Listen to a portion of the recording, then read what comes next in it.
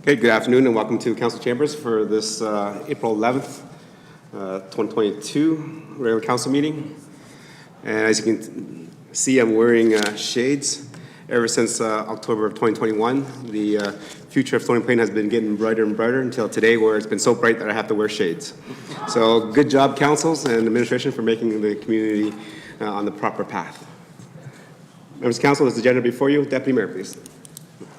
Thank you, Your Worship. The Town Council adopt the April 11, 2022 regular council meeting agenda as presented. Okay. Administration, anything to add?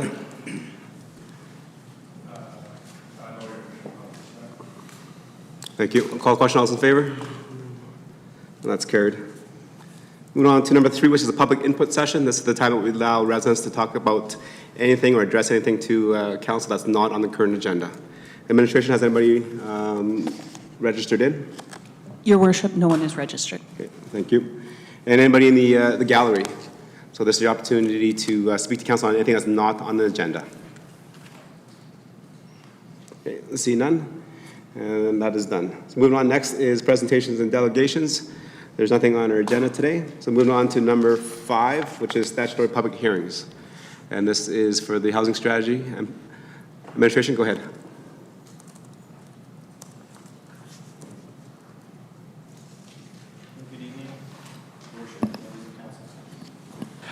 So as mentioned, we are discussing Land Use Bylaw 2654 LUO 22, which begins the implementation of the town's housing strategy and also provides for an administrative update.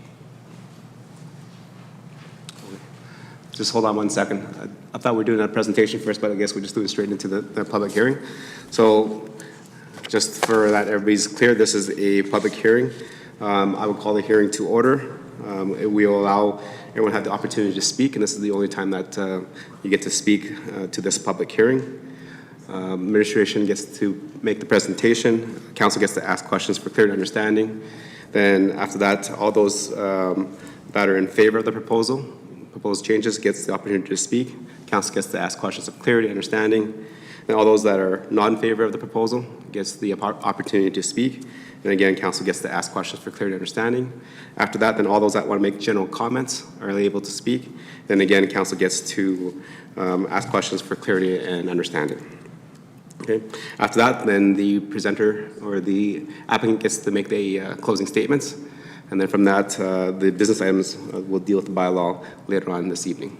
Okay. With that, I'll call the public hearing for 2654/LUO/22 to order. Go ahead, administration. So here we've highlighted the major changes which are being proposed. Primarily, Goal 2, Policy 4 of the housing strategies beginning implementation through narrower lot widths. Wait a second, can we turn up his mic? Or have it speak directly into the mic. My apologies. Is that better? Yes, thank you. Through narrow lot widths and zero lot line development, that is the implementation of Goal 2, Policy 4 of the housing strategy, which was heard by council on January 24th of 2022. Additionally, a new use definition has been added. It is important to note that while this definition for earthworks has been added, it would not include any work that is implied for illegal development. Additionally, there are some administrative updates to do with clarification, alignment, spelling, and grammar. The mapping was updated as well, but line corrections only. There has been no redistrictings. Consultation for this bylaw was done with UDI, the Urban Developers Institute, and the Canadian Home Builders Association, or CHBA. Both had an opportunity to comment and met for a follow-up meeting with administration. The comments received during those meetings and discussions were implemented or were considered for the draft bylaw as it currently exists. Advertisement was also placed in the Stony Plain Reporter on March 18th and 25th, and a notice was posted on the Town of Stony Plain website. This is an excerpt from the Stony Plain Reporter. This is the March 25th ad.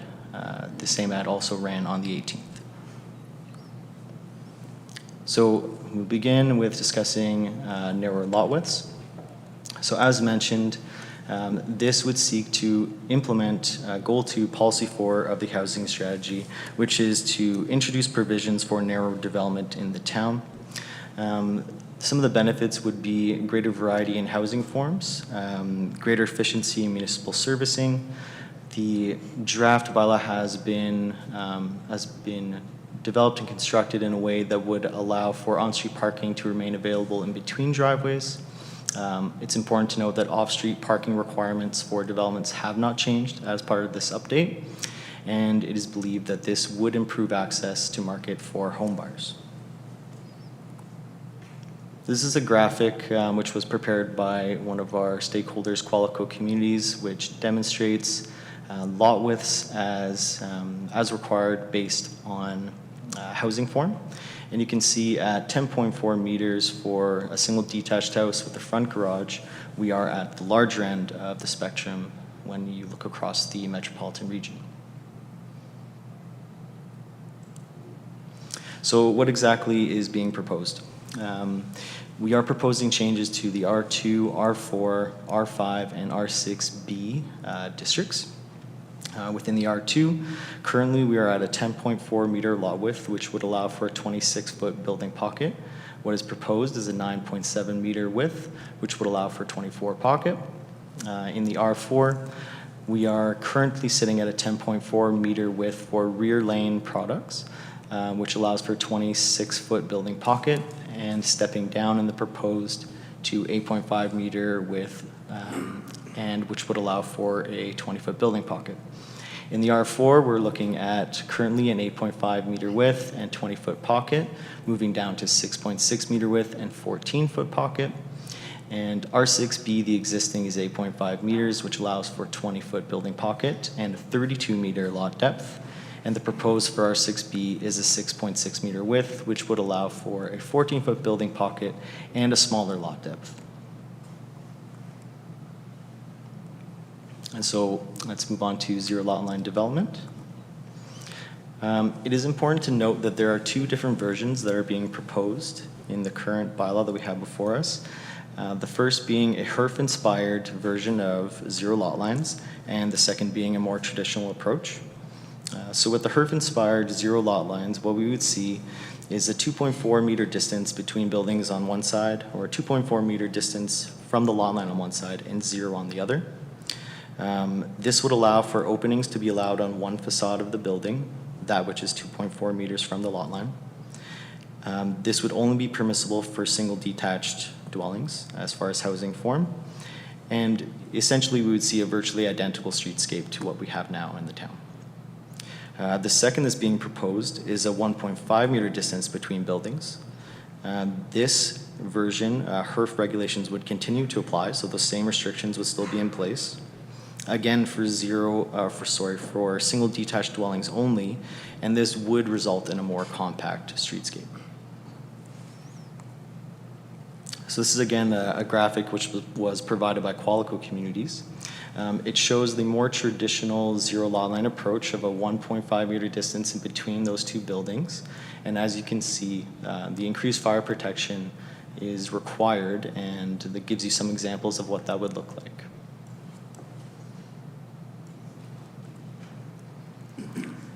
So some of the benefits of zero lot line development, primarily it would seek to achieve Goal 2, Policy 4 of our housing strategy. It would increase our regional competitiveness, as most of our partners in the metropolitan region have implemented some form of zero lot line development, and primarily the HERF-inspired zero lot line option would provide more options to builders, specifically with that one facade of the building. It's also important to note that the general section which would implement zero lot lines, we have crafted in a way to attempt to mitigate some of the common challenges that we see with zero lot lines. So front drives would not be able to oppose each other in what we proposed here. We have limited it to the detached dwelling housing form only, and in all cases there would be mandatory maintenance and drainage easements for the lots. It is also important to note there are common challenges that are known with zero lot lines. Primarily reduced on-street parking is a concern. There can be misunderstandings between neighbors about maintenance easements and whose lot is whose. There is undoubtedly an added administrative process with zero lot lines. There is reduced potential for future building additions, as one side of the building is built on a zero lot line. HERF restrictions would continue to apply for the 1.5 meter option, and there would be some reduced usability of side yards due to the fact that a maintenance easement would be required. Due to the sensitivity of these changes, administration has proposed some potential amending motions for council, which we can discuss further at second and third reading. Thank you. Okay, thank you very much for the presentation. Members of council, any questions for clarity and understanding on the presentation? Councilor Hansford, go ahead. Thank you, Your Worship. I have a couple of things that I want to ask questions about, but I don't want to just go rapid fire with several questions or items, because I do want to give other members of council to speak where they might have concerns that have nothing to do with mine. I wanted to draw your attention to page 21 of 412, item 1.2.1, and that is establishment of the development authority. And I realize all of this really is coming together, if I'm not mistaken, as a result of past decisions to do away with the Municipal Planning Commission and give authority over development to the Planning and Infrastructure Department, which I have no problem with, as long as the public and the developers have an opportunity for a second set of eyes, or a second opinion, or third, even a fourth opinion. In other words, if things cannot be worked out to the satisfaction of parties who raise concerns, do they have the ability to come back until they get comfortable with whatever the decisions are? And I mean something not like SDAB, which is quasi-judicial, and the decision is the decision, and we're sorry if you're not happy with that, but it is the decision. I would hate to see our residents or developers feel that they have not had an ample opportunity to have concerns or perhaps misconceptions or misunderstandings addressed.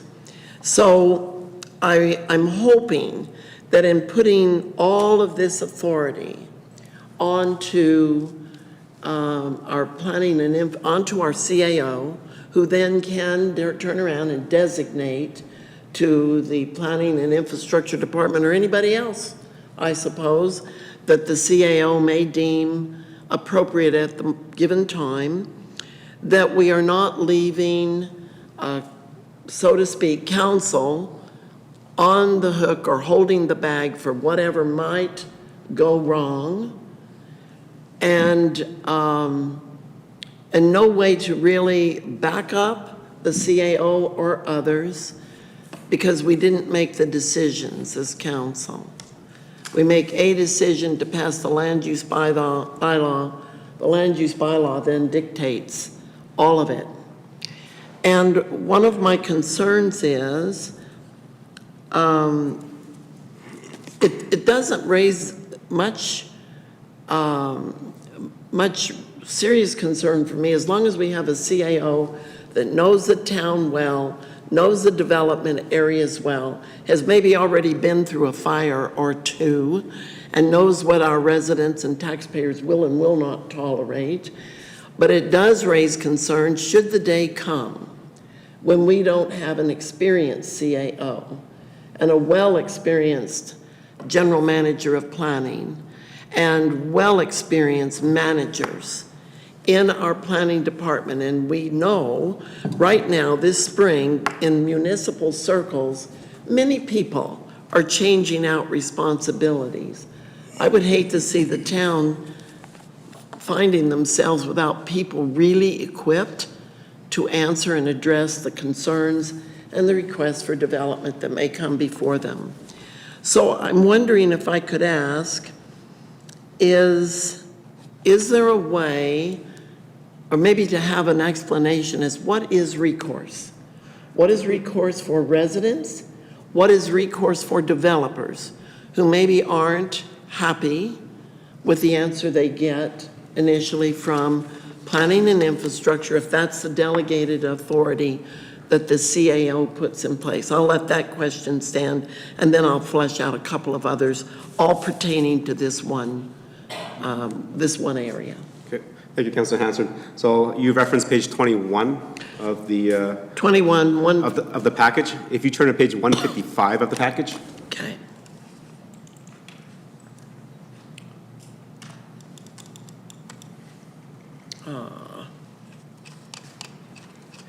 Page 55. 155. I've got a long way to go. Actually, you can just type in the 155. Where am I typing it? Because I'm trying to get used to the, oh, right there at the bottom. Oh, I will catch up here. All right. Thank you. Okay. So once you're there, Councilor Hansard, let me know. I'm here. Okay, so page 155 is the red line version from the previous land use bylaw that we currently have right now. Yes. As you can tell, that is not red line, so therefore it's not a change, a proposed change from administration. Okay. So your question regarding does residents and council have the ability to address certain development issues that are in Town of Stony Plain? The answer is yes. So that happens during the subdivision or the area structure plan, when a developer wants to come and zone certain areas of their development for certain development types. Okay. So from R1 to R2 to R7, all that stuff, that gets approved by council. All right. And then at that time, there is a public hearing, and then members of residents and also council gets to ask the little questions to change or kind of nurture or kind of make suggestions to the change of the zoning that's been proposed. All right. I do have a general question, if I may. Go ahead. Your worship. Is there anything in the land use bylaw, as we're looking at it now, remembering I was not on council for 4 years, so some magic things happened during that 4 years that I may or may not be fully familiar with. Is there anything that allows the development of, say, a tiny home community within the town limits of Stony Plain? Any of these zero lot lines or anything like that that would allow that? Because I know there are people who are interested in such a development. Through your Go worship, ahead. Tiny homes? through your worship too, Councillor Hansard. The R6 district has actually been developed to allow sort of a comprehensive planned site for tiny homes. With that said, none of the single detached lot zones, R1 through R5 and part of R6, can allow for a tiny home. There's no restriction or minimum size. Other municipalities do have minimum dwelling sizes within their land use bylaw. We don't, so there is no restriction on the size of a home, such as a tiny home, for example. Okay.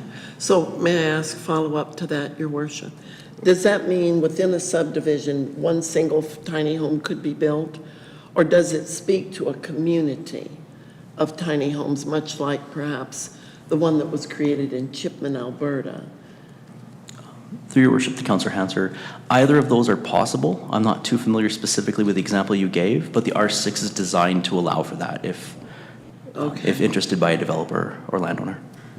So maybe just to add to the conversation, Councillor Hansard, so the Town of Stony Plain has been advocating with the Minister of Seniors and Housing and also Municipal Affairs, because tiny homes has been regulated through Alberta safety codes or building codes. And a lot of the codes that are built within the Alberta building codes and Canada building codes do not allow for tiny homes because the safety requirements are not met in a tiny home. So those need to be adjusted and changed and advocated for before I think Stony Plain are able to build them, because it has to be safe for the individual that is living in a tiny home. Okay. I'm going to direct you to 3.20.1 on page 99 of 412. And then I really will have all my questions answered. I need to make sure I'm in the right place. Regarding 51st Avenue, There is a building that faces the 5th Meridian in the backyard of an older home just down here that does appear to be a business. And if I'm not mistaken, this piece of the land use bylaw suggests that there will be no employees allowed or no business conducted that is not in the principal residence of a property where the application has been made. Could somebody please explain that development? Do you know which building I'm talking about? It's got a slanted roof. It faces the 5th Meridian on 51st Street. It sits in the back lane. The access is through the back lane, but it's not attached to the main residence, and it's not a suite, to my knowledge. It is operating as some kind of a business. Could somebody just explain that to me? Because people do have a right to know if we're going to have major traffic, or in their eyes, more traffic in a laneway, especially when it's not paved. Sure, Because of Your that. Worship, if I can. I think that property referring to is also part of our transition zone in our commercial corridor, so commercial business is allowed there, and that was applied for and approved based on regulations. Does it have to be in the main residence, though, Your Worship? Your Worship, if I can just ask, and I'll just maybe make a point. I think we're talking about, I believe it's a tattoo shop located just across from the Red, if that helps out the staff as to the specific location. And maybe just a few comments on commercial occupations in some of our zones, if you can speak to that. Through your worship to Councillor Hansard, in the C3 Central Mixed Use District, various commercial uses are allowed. They don't necessarily have to be through a home occupation, minor or major, and I believe the permit for that one that was issued was actually as a separate business on the same lot as a residence. So again, it's slightly different from your typical home occupation that would be part of either the principal building or an accessory dwelling. In this case, I think it was a separate dwelling itself or a separate use itself. So different regulations in this case. Okay. I think those answers are sufficient for me, Your Worship. Okay, thank you. Any other questions for clear understanding from the presenters? Councilor Laurie? Thank you, Your Worship. Refer to page 325 of our package, the high-intensity residential fire requirements background report for the land use bylaw. I've got primarily two questions for our administration in respect to this. Obviously, as we're looking at some of the models that are being presented, they're all taking into the requirements of HERF. What's interesting, though, is interpretation of HERF. And we know that various municipalities, particularly in our region and all over, interpret HERF differently. What I'm seeing here that's being presented in the report is that for the Stony Plain Fire Department over the last 3 years, we have averaged a response time of 600 seconds, 10 minutes or less, to 52% of HERF-related calls in the community, where we're required to hit 90% to essentially meet HERF. But my question is do we have any type of statistical data or mapping that shows if there is an area within the town of Stony Plain where we do meet the 90%? And the reason why I bring that question forward is because there's a big difference when we look at a map of the town of Stony Plain between, say, a call in Greybrier or a call in the Brickyard or a call in High Park or in Silverstone or the Homesteads. So I do feel that there are likely many areas within the town of Stony Plain that we are achieving the 90%, and there are likely areas in the town of Stony Plain where we are not achieving the 90%. And the reason I ask that is I'm wondering if there could be different zones where different approvals apply based on that. Because we do understand that the future development of the fire department in the town of Stony Plain will be a full-time staffing model, which will likely allow HERF to be met in 100% of the town of Stony Plain. But the question would be, do we have areas of town that could be HERF compliant today? And if so, why would we not consider those as HERF compliant now? Good question. Your Administration? worship, I can maybe speak to that, and again, just by happenstance, our general manager is at the back of the room without a mic, and we may have to ask him to come up and speak to it directly, but, you know, back to the, I think the beginning of the question, is the interpretation factor, and, you know, I think it's fair to say that here in Stony Plain, we've interpreted, you know, I mean, the HERF regs or the HERF requirements in a manner that would speak mostly to, you know, public safety as a whole. And I know I've seen some of the maps, and, you know, some of the more, you know, areas further from the hall can, you know, have the time not meeting the 600 seconds or what have you. But there were those that would be, call it closer, that were not in that number as well. So not meeting the 600. So I guess if I sum that up, you know, we've always taken a fairly safety perspective as opposed to a narrow perspective on interpreting the HERF data that we do accumulate over the course of many years. I'll stop there.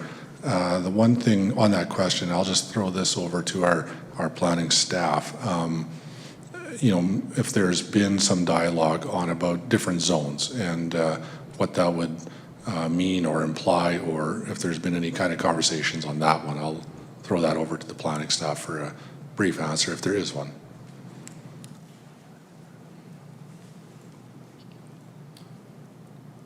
Your worship to Councillor Laurie.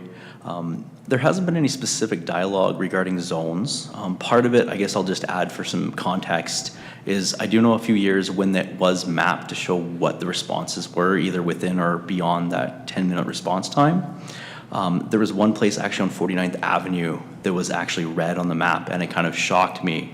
And the explanation I got for that was, you know, it's off hours, volunteers, fire the train, and going over the tracks multiple times, both for volunteers to go to the station and then go back to, caused some of those sort of delays. So I think I just kind of use it as a case in point in my own mind for why it is difficult for us to necessarily zone anywhere specifically, given that such an area as close to the fire hall, right on 49th Avenue, wasn't able to meet that 10-minute response time itself. More quick comment, and you know, it's my understanding too at the within the city of Edmonton, like on an annual basis, they'll be mapping that out, and those zones, if you want to use that term, you know, will be adjusted based on an annual review of their response time and data and distance and so on and so forth. And again, I don't work with that directly, but I do see some of the updates, and that sort of fluctuates on a year-to-year basis. So there are places that do that. I mean, alter it based on a year-to-year sort of overviews and reviews. Councillor? Thank you, Your Worship, and I appreciate some of the context that has been provided, but I do still think that there is a significant question about the possibility of areas within the town of Stony Plain that are eligible to be met with HERF. We have several area structure plans that are within relatively close range. One of the questions I have, and actually it is a question that's just popped to my mind based on what we've heard there, is in regards to service level. So if we have a fire department on 49th Avenue, and the fire department on 49th Avenue cannot respond to a call on 49th Avenue within 10 minutes, do we have a service level issue? Do we have a staffing model issue?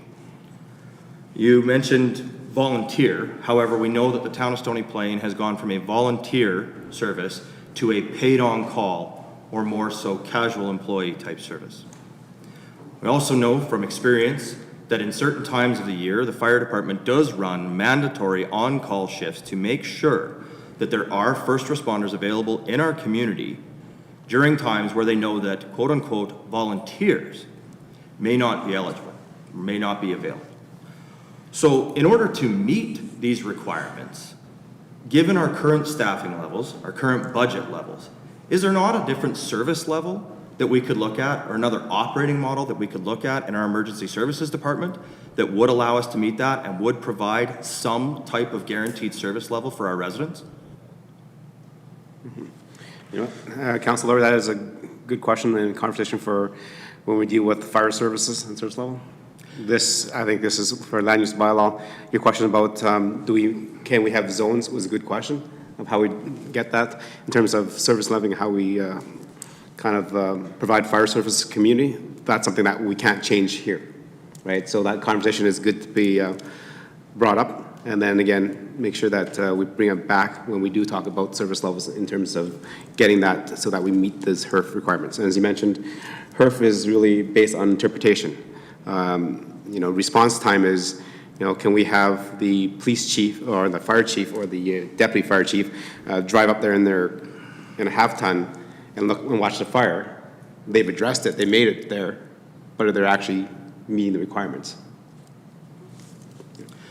So thank you, Your Worship, and I completely understand that, yes, a service level conversation would be a little bit of a different conversation than the land use bylaw conversation that we're having this evening, but I do believe it is relevant, because in order to make the appropriate decisions on the land use bylaw, I believe there are some questions that have to be answered. And if that means that we don't make it past third reading today in order to get some of those questions answered, then I think that's reasonable. So although I agree, it's maybe not an answer that we could get tonight, maybe it is an answer that we need before we proceed in approving third reading. Right. And I'm not too sure if we do have that data of different zones. I think it was mentioned by the manager that when we tracked it a little while ago, there was an area on 49th Street that was red. So that which did not reach the 602nd 90% of the time. So again, maybe the question is, do we have that data? Yeah, short answer is yes. Maybe track that stuff. Yeah. Can we get it tonight? I would say no. I don't know that we would just pull it up and with it. I would say no, Your Worship. I don't know that we could just pull it right now and take a look at it and just so. Okay. And then, you know what, those are good questions, Councilor Laurie. However, if you did make a motion to address that, I probably would not support that, because as mentioned by the general manager and the managers, that those service levels change year after year. So if we approve something now, it might get changed in a year from now because we don't meet that requirement for that area, or we do. So if we look at that and it meets it at this point in time, and we build houses based on that, and then the year after that we don't meet that, then do we get everybody to board up the windows because now we don't meet that time within that development area? But that is good food for thought. Councilor Plechko, Deputy Mayor, go ahead. Yes, thank you, Your Worship. Thank you for bringing up HERF, Councilor Laurie. I think it's important that that's part of the discussion tonight on how we decide with our land use bylaws. My question is around the 600 seconds and the 52%. I'm curious how you arrived at them numbers through the department, and what portion of that is considered daytime response, where we do have a full-time fire department, and what portion of that would be nighttime, where I believe the majority of fires are. So I'm just wondering how we would meet the 52% of calls based on those two timelines.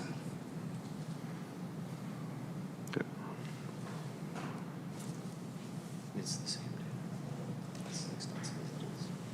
Your Worship, Councilor Plechko. We don't have that data in front of us at this time. It would take us, we'd have to come back with more information if that was the request. This is a summary of all the data that we have, and so if you wanted specific weekend, nighttime, daytime, whatever, again, it's not available to us tonight. Okay. Thank you. And I'll just add into that question, with the averages of being 52% compliant for HERF, maybe again another service level question, and I don't know if administration can answer it now, is do our fire coverage for Zone 3 of Parkland County add to those numbers that prevent us to meet the 90%?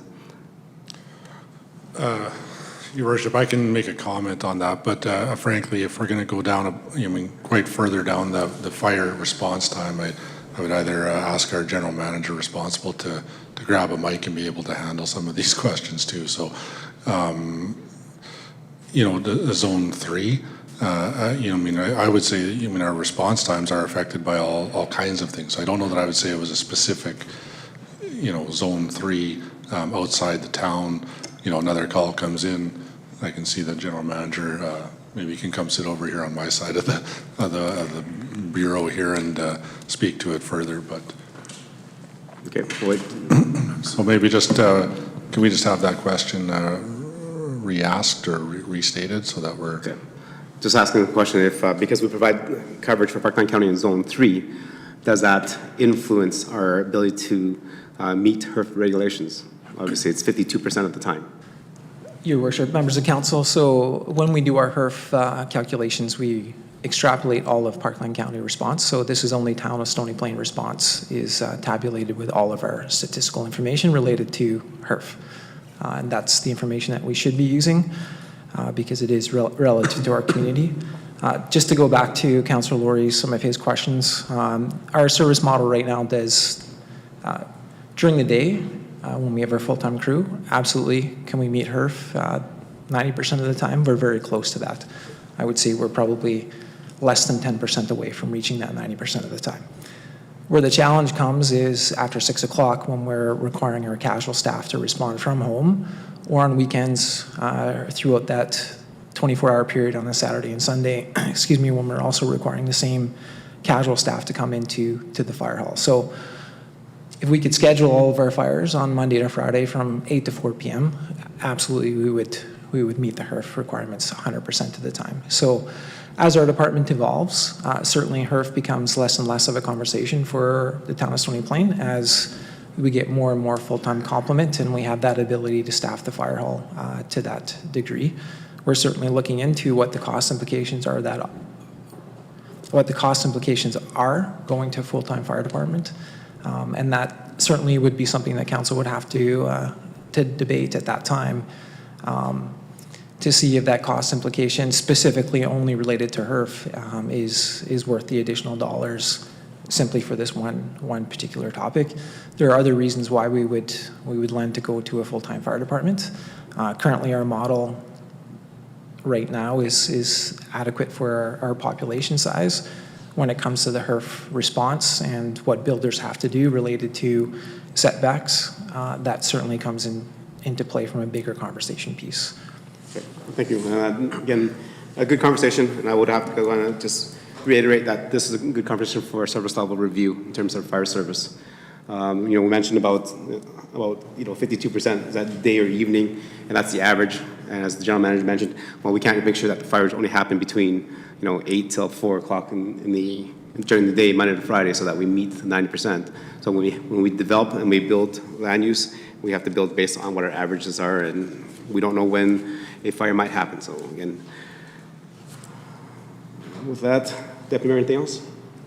At this time, Councillor Meyer. Yes, thank you, Your Worship. And just turning to page 154, 1.1.3, application in progress. Specifically, the first bullet, all subdivision and development permit applications deemed complete prior to the effective date of this bylaw will be processed and considered based on the provisions of the land use bylaw in effect when such an application was received, unless prior to a decision being made on the application, the municipality received a signed and written request from the applicant stating that the said subdivision or development permit application be processed and considered based on the provisions of this bylaw. So just a question of clarity. The way I read that is subdivision and development permit applications already processed cannot go back and be changed straight up. And, That's correct. So if, for example, we have a lot of area structure plans that have been approved in the 80s, 90s, and 2000. So they are based on those land use standards at that time. If they want to change it, then they have to come and reapply. So then again, that answers Councillor Hanser's question about then every resident gets to actually have a chance to say about what change is happening there. Okay, perfect, because I kind of heard an answer to my question when Councillor Hansard had asked hers, but I just wanted to be sure. And then my other question is just in regards to the extension of the landscaping to 2 years. I'm curious, I didn't necessarily find anything, but maybe administration could give me just a little information in regards to the developer's responsibilities to maintaining a neat and tidy workspace there, and that wasn't really much of a question. Sounds good. I think the landscaping was asked during first reading. I think the reasoning behind that was most of the extensions that developers come forward is for the landscape extensions because after they finished building the house, they didn't have the time to get it done. But you do raise a good question regarding the cleanliness of development and construction sites. We'll definitely see more of that now with spring and the frost coming up and a few developments that are happening in the community. The roadways get muddy and dirty. So what is our recourse to make sure that those standards are kept? The community standards bylaw does have provisions with respect to mud tracking and messy sites, nuisance properties, things of that nature. We do respond to complaints and work closely with our partners and peace officers as well as the developers to address complaints. And that's typically how we resolve those matters. Deputy Councilor Meyer, anything else? No, thank you. Councilor Laurie, go ahead. Thank you, Your Worship. Just a question for administration. So I actually really appreciate the brochure on page 323, 324 in regards to zero lot line housing, and I think it's a great explanation that could be provided to a homeowner or a purchaser in there. My question is about the delivery of something like this. So how do we ensure residents who potentially purchase in a zero lot line development are aware of this information? How are we making sure that they get this information in hand? And barring the developers who are in the room this evening, we just went through a open house, for example, where the public was not correctly educated on what the land use zoning directly adjacent to their property was. Therefore led to a belief that they were, or an expectation, I guess would be a better word, of what that space is to be. So the same when I see this, when I look at the maintenance easements, I see somebody setting an expectation of, that's my lot. So how do we make sure that this information is clearly communicated to purchasers in these type of areas, and not just purchasers in these type of areas for the first time it's built, but over and over and over again? Is this something that will be included every year in their assessment notice? Is this something that will be hand delivered to their doorstep? How do we make sure that this information is known? Okay. That's good, Councillor. That was a good question, because one of the issues with other zero lot lines from the communities is that people that have bought the house didn't realize it was a zero lot line. And definitely, especially if it's changed hands once or twice, how do we make sure that the residents that move in there know what kind of housing development they have? Go ahead, Administration. Through your worship to Councillor Laurie, it is a challenge to begin with. The difficulty is we don't necessarily know when people are buying properties or exchanging it. So beyond, posting on the website, ensuring that it's readily available, there are some alternative means that we might be able to come up with. I know that we do, as far as I know, we still give welcome packages to people when they move here. So there might be some opportunities there that we can look into. Nothing specifically has been looked at beyond putting it on the website and working with our developers to propagate it. Other options might be working with the realtors as well for selling purposes. So if I may follow up, Your Worship? Go. So with this particular type of zoning, because of some of the challenges and because of some of the requirements, would it be reasonable to ensure that something like this brochure was included in their notice of assessment every year?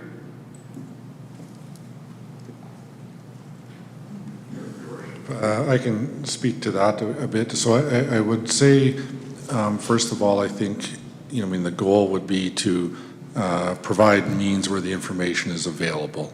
I think it's dangerous for us to think we can go down a path where we can make sure people know. So I would kind of make a distinction there. I think if council sees fit to move forward with the zero lot line designations or districts or what have you, I think we would have to spend some time finding out, what's the best way to do just that, just to get the information out there, make sure people have it. And then again, my own sort of experience on a change like this, or any change, frankly, is, we're usually pretty good at right off the bat, out the door kind of thing. And 4 or 7 years after the fact, it can become a little bit trickier as to making sure people are aware of what they may or may not be buying in this sort of instance. So I don't know if there's a specific answer there, Your Worship, but the notion there would be to get the information out soon and fast. I would expect to work with our developers. I would expect to have some of the realty side of the business community involved. but I would stop short of committing, and I would expect there would still be a gap from time to time, on the understandings of what these are or what people may be buying, so. Anything else? Oh, thank you, Your Worship. Okay, Councillor Hanson?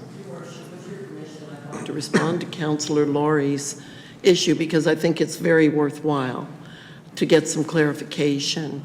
I've been wondering myself if there was a way for us to have some kind of signage, perhaps at the end of public utility lots where people access parks and green spaces, that would say future development area, or signage of some kind, don't know how we would keep that from being damaged, future development area on various pieces of land in Stony Plain, so that people who move into the area and who live in the area can get used to the idea that this is not necessarily a park.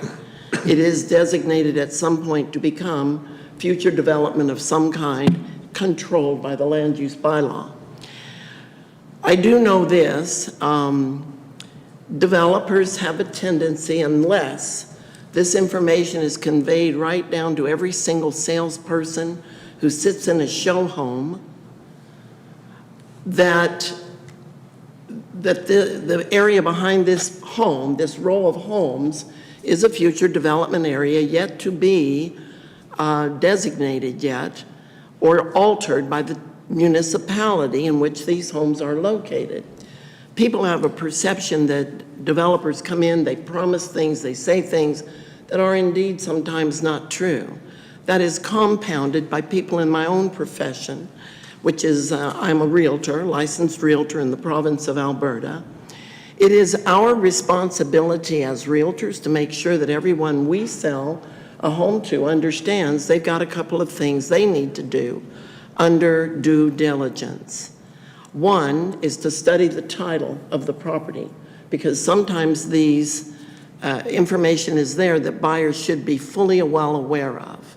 And there's actually a rule that says we must pull title when we're writing offers on property for buyers so that they understand what they're buying. And the lawyer that they hire to help close their sale is supposed to be doing that with them as well. But I have a feeling perhaps that sometimes this is not being carried out properly.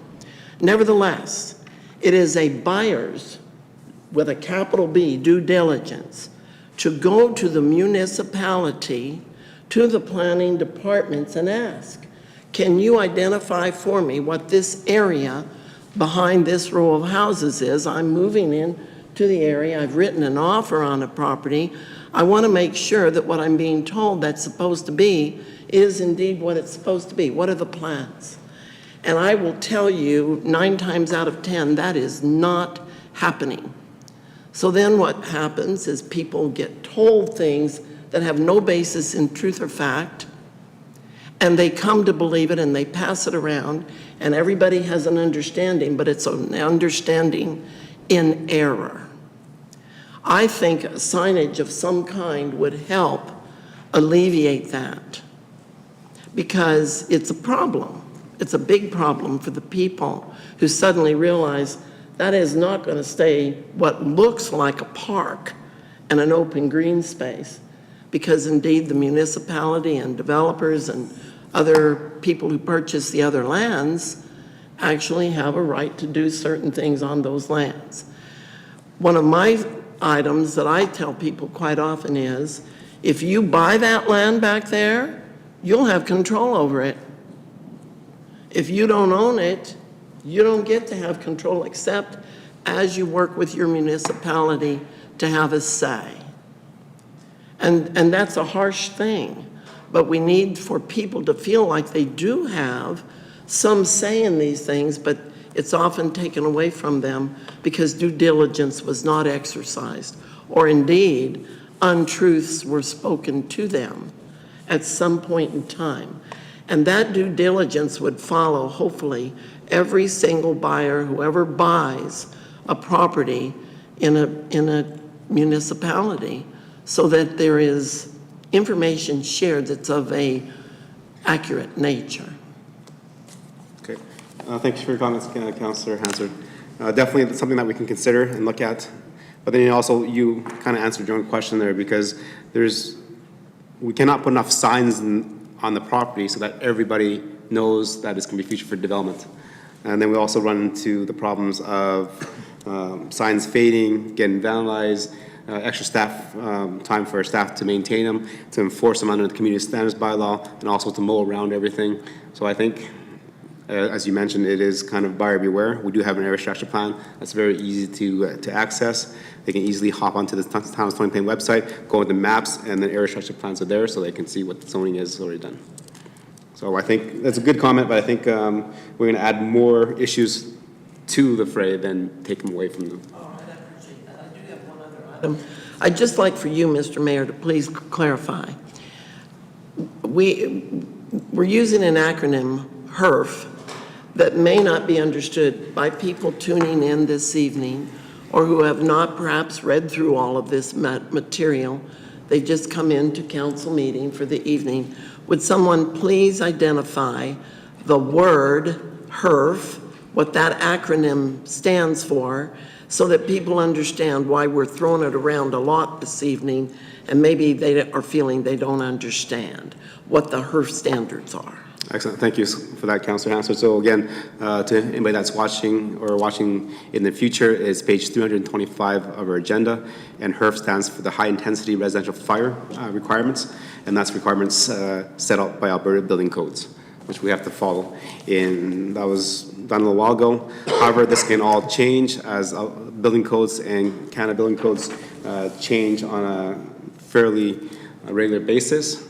I think one of the advocacy points that FCM and AUMA or AM is doing is also making sprinklers mandatory in all developments.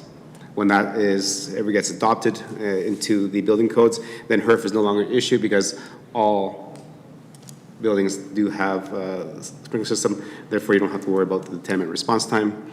And also right now, if builders want to, they can actually have sprinklers in their homes now, and then they can build any way they want.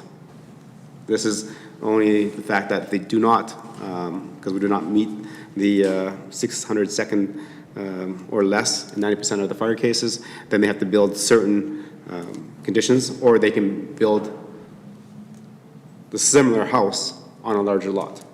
Thank you, Your Worship. Deputy Mayor? Yes, thank you, Your Worship. Page 296 of 412. Tonight we've heard a lot of concerns from council members regarding how this should be handled, a zero lot line, how we make people knowledgeable of what it is. And I think that comes from all the understandings that we have of our local communities around us that find this has not worked great for them. There's a lot of atrocities that have been related to zero lot lines, and I think we're looking for a way to do that. On page 296 of 412 at the bottom, number 7, there's a recommendation actually that the town provide an educational materials about zero lot line development on municipal websites, as well as distributed by the developer and builders and homeowners. I'm wondering, as we get into this, into the finalization of whether this goes ahead or not, if there's a way to make this a mandatory recommendation for all the developers to take responsibility for this portion of what it is. They're the ones that want it. They're the ones that put the responsibility back on us as the town once we have things that are going south. How about we put some of that responsibility on the developer to make sure that it's clear to the people buying in them areas that it's fully understood how this works, so that when somebody does buy that portion of the property, rather than coming to the town with the major complaints, they can go back to the developer. Maybe the developer is on the hook for having to buy a home back or something. I'm just wondering if there's a possibility, rather than being just a recommendation, that we actually put a restriction in place for the developers to be responsible for the development that they continually ask us for. Okay, thank you for those comments, Deputy Mayor. And I can address you to page 239. As the presentation by administration says, it's recommended, and your comments are making it more substantial so that it is a requirement of zero lot line developments. So on page 239, under section 3.25.0, outlines the restrictions or the rules that they have to follow for a zero lot line.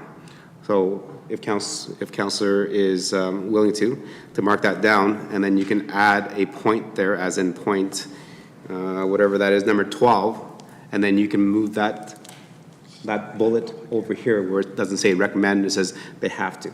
So all new developments, they have to do that. Thank you. Administration, is that, because I know in your presentation it says recommend, but I do not see it here on page 239, 240 that says that they have to. Your Worship, respectfully to the chair and to the council, I think we need to be mindful that we are currently in a public hearing. Some of these comments and discussions are likely best placed later on during the business item. You know, we have people to hear from, may be able to add further information, so on and so forth. But I guess respectfully, Your Worship, just be mindful we're continuing in a public hearing at this time. That's correct. And that's what the suggestion was to the Deputy Mayor, that he mark it, and then you can bring it back when we make amendments later on. Okay. Any other questions for clarity and understanding? My turn. Sorry, I can't hardly see. So, page 176. We'll start there. I notice on the figure for 2.4, 2.6, 2.6.4 has been crossed off. Is that removed from the new land use bylaw, or was that just changed in terms of numbering? To Your Worship, it has been removed. It applies to 2.643. If you notice, we've removed each lot must be accessed via rear lane except for the lots that are shown in that figure. Therefore, by removing that and just that requirement altogether, we no longer need the figure. So it is being removed. Okay, thank you. And then a question, there was some commentary in the background about making the percentages of zero lot lines in a subdivision. Administration, any comments regarding on the percentage of zero lot lines in a subdivision? And how do we, if we wanted to do that, how do we make that happen? Your Worship, some of the recommendations in the second and third reading, some of the alternative motions, are specific to that effect. Okay.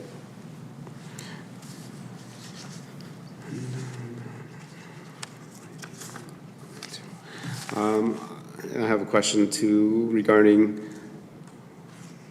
I gotta find my page. I don't have it, but it's on one of the maps that we have. So for example, can administration provide the widths of the lots for the internal housing units in Brookview, the housing units in the Meridian Loop, the duplex widths in South Creek?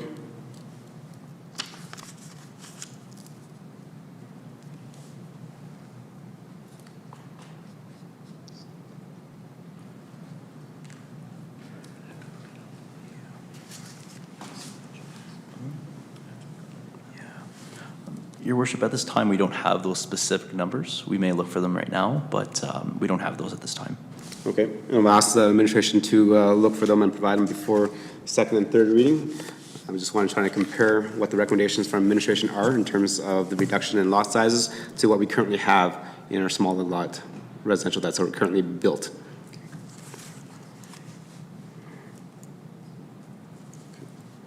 Any other questions for clarity and understanding from the presentation from administration?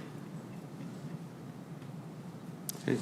Seeing none, that ends the presentation from the applicant. So moving on to the next phase of the public hearing is we allow anybody that's in support of the proposed bylaw changes to come forward and speak now. Administration, I believe that we have 2 registered to speak tonight. And if I can ask the first presenter to come forward, please. Mr. Len Waters, please sign in. Your mic will be turned on, so if you can speak directly into the mic as you do your presentation.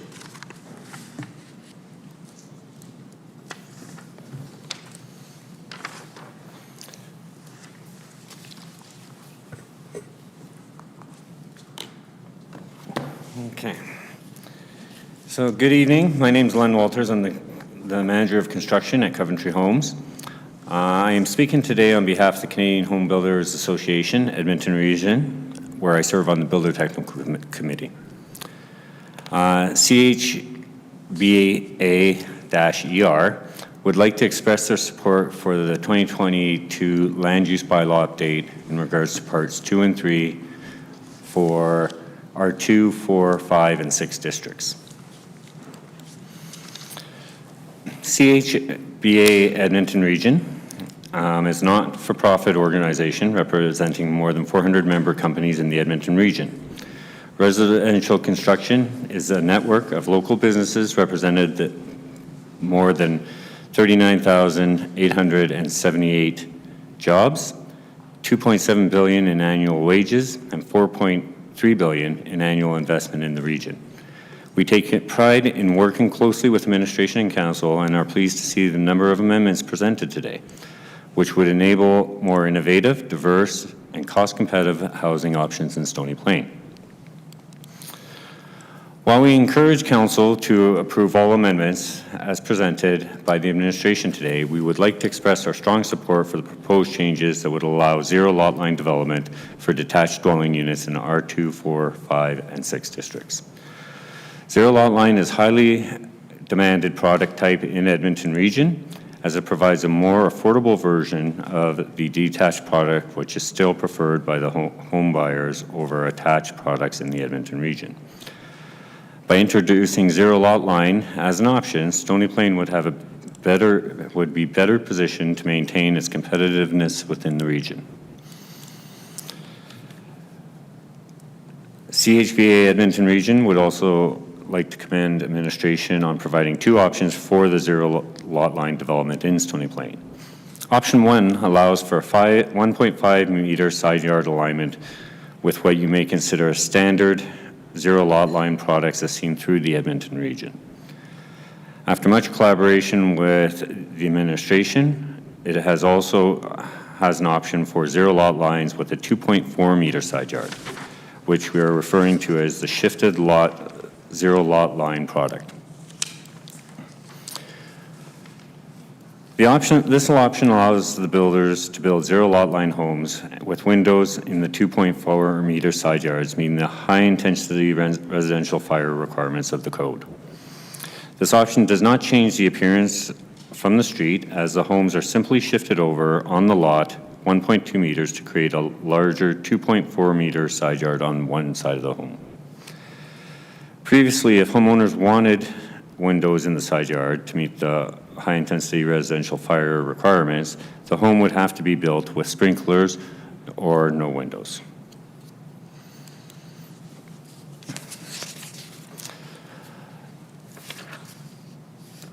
Sorry.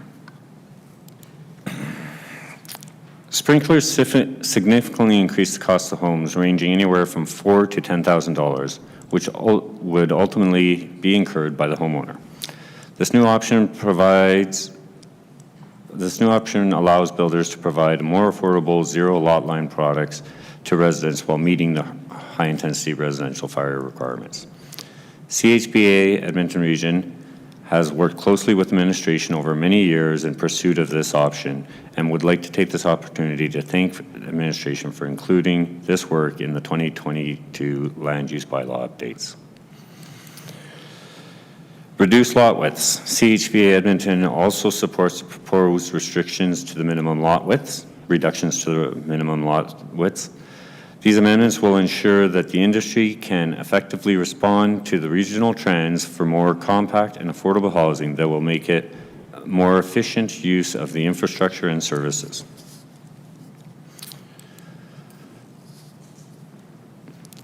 CHBA Edmonton strives to maximize housing choice and affordability for home buyers.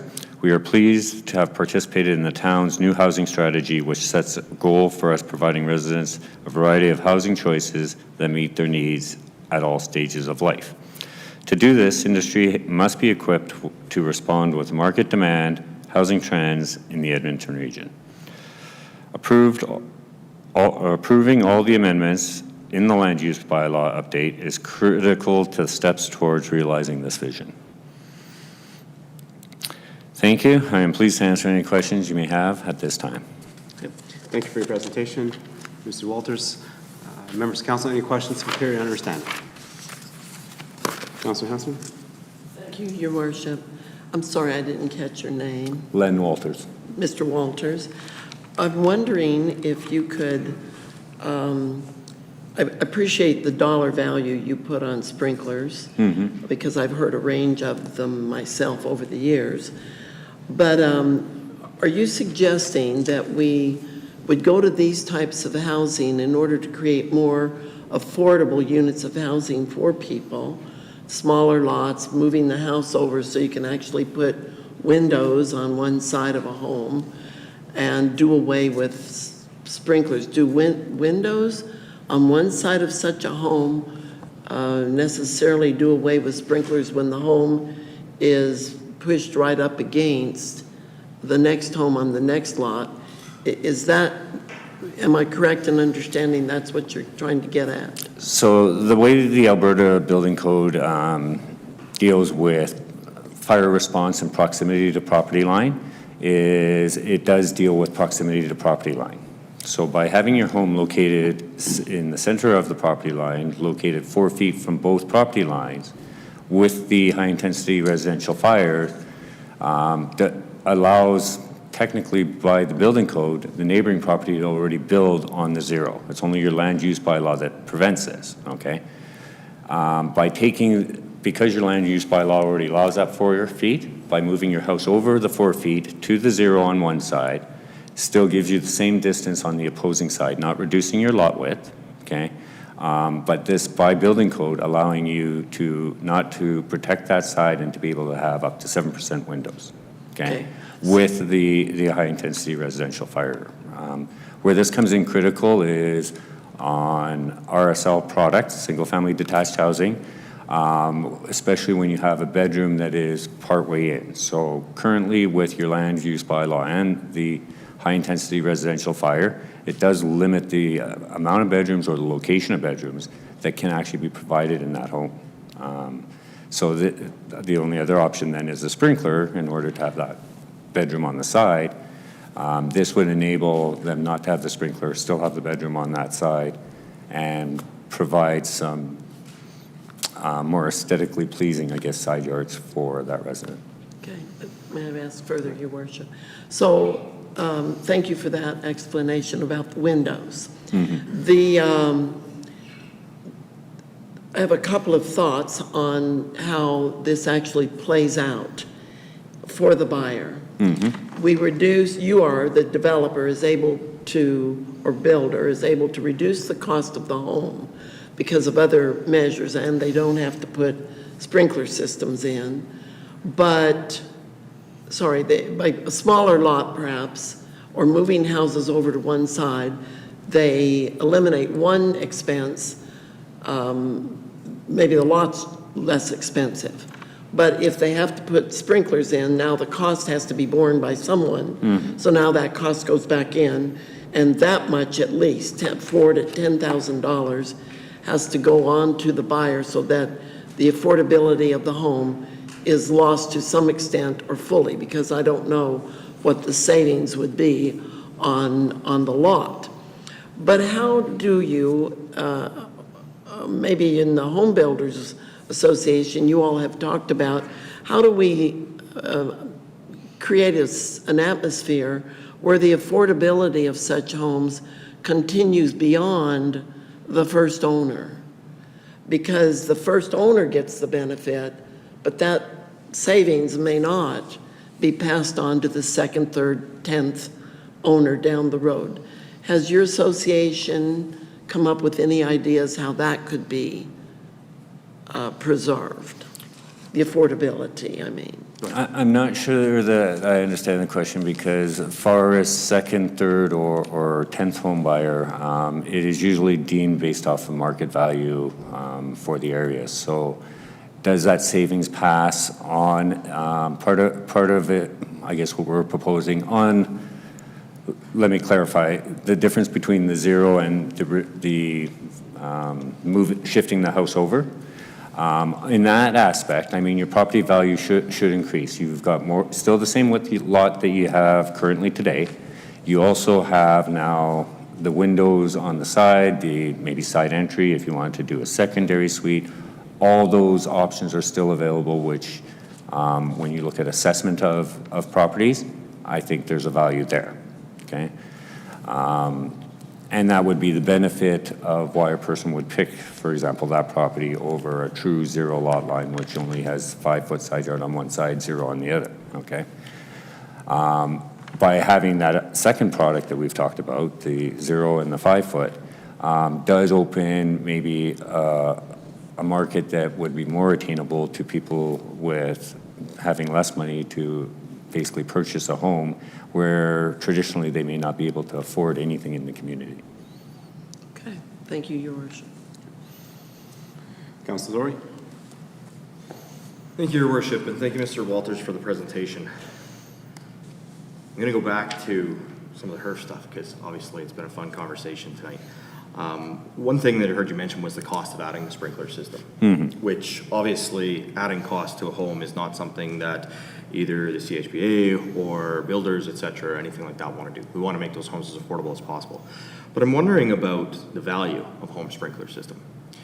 And in doing a little bit of research and understanding that having a home sprinkler system can save you as much as 35% on your home insurance premiums. So if somebody was paying approximately $2,400 a year, $200 a month for home insurance premiums, the price of that sprinkler system is actually paid off in insurance savings within 5 to 12 years. Not only that, but when we talk about life safety, although HERF refers to 600 seconds for fire department response, that 600 seconds is actually based on the adjoining property and trying to prevent damage to the adjoining property. It's not actually about life safety and about saving the people who are in the home that is on fire. When we look, because of current building standards, because of current products that are being used in building, because of current products that exist within your home, it's usually around less than 180 seconds to escape, which almost no fire department can achieve.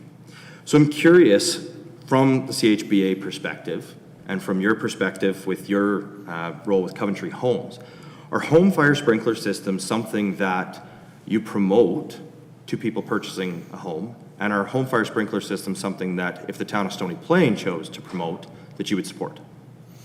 So, two parts to that question. So I'll address first the sprinkler end.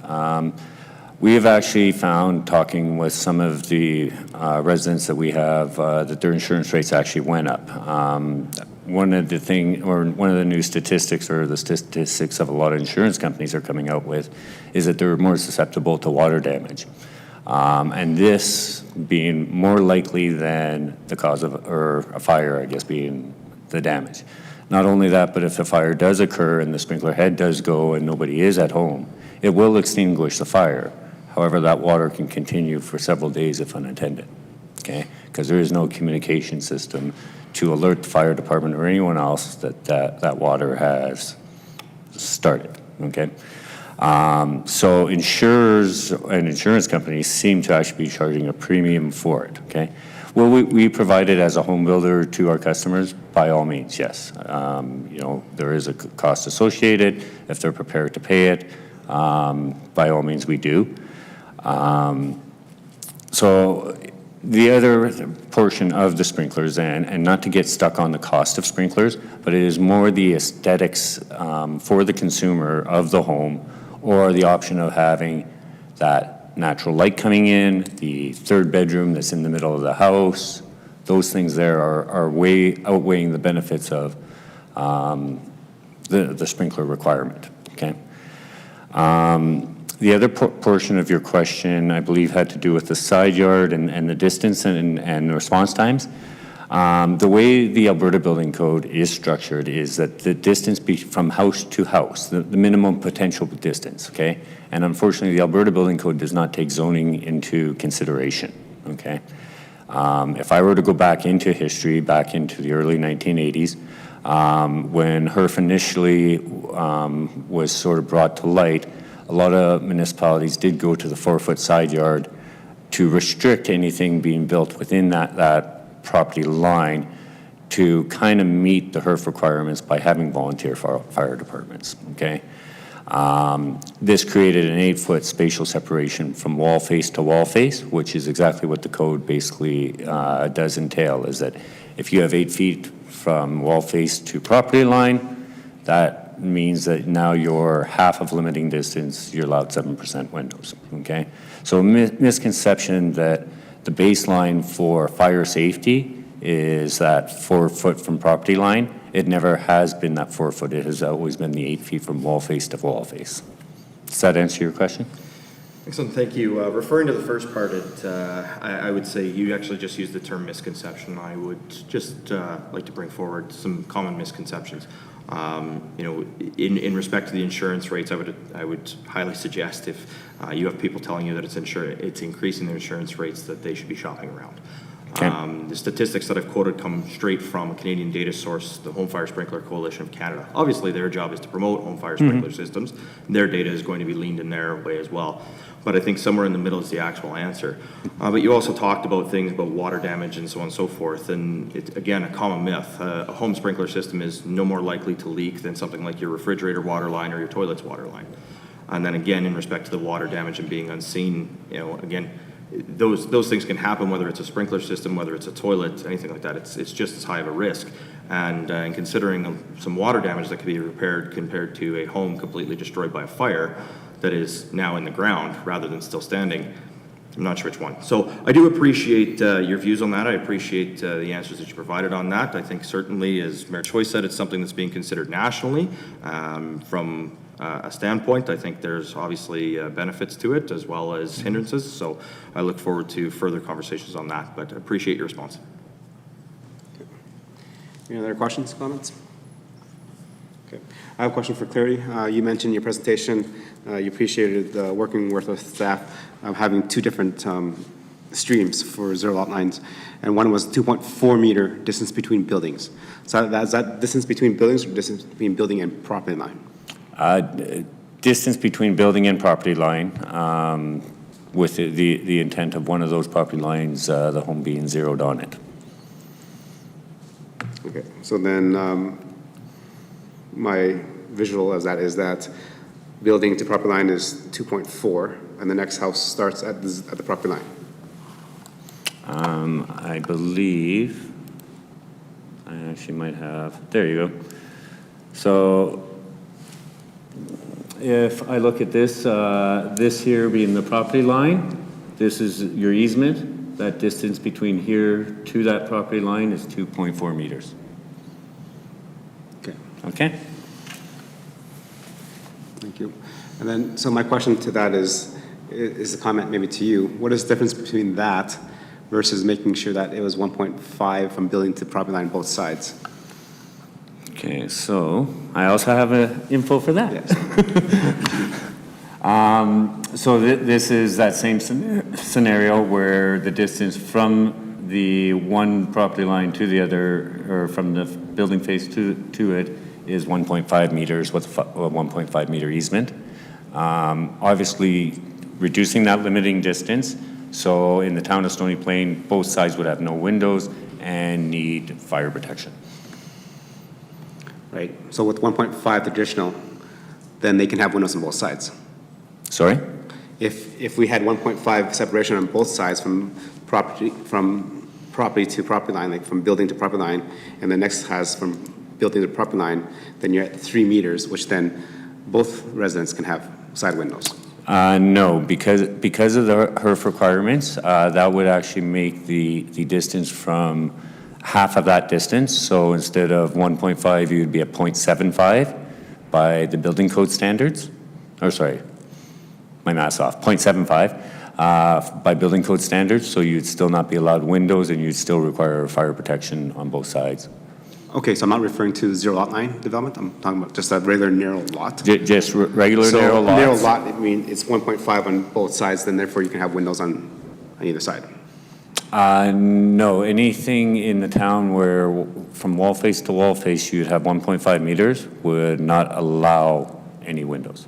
Okay, so again, maybe I ask a question. It's not wall face to wall face, it's wall face to property line, wall face to property line. Yes. So there between the two of them would be 3 meters. Well, 2.4 would be the minimum before windows would be allowed if one of those is zeroed on the property line. So for example, some of these zoning changes of narrow lots, if somebody built a zero lot line on a narrow lot but having 1.5 meters on both sides, then they can have access to windows on all Not by sides. the building code in the town of Stony Plain. But it is 1.5 is 3 meters. Like you just said that it works. Understood, but it takes, the building code does deal from wall face to property line. So in that circumstance where, let's say on the narrow lot, you had 1.5 on each side, you're still only that 1.5, so for all intents and purposes in the town of Stony Plain, you are at a 0.75 to property line by definition of the code. You would not be allowed windows, regardless of the fact that the neighboring property is still 1.5 meters from that property line.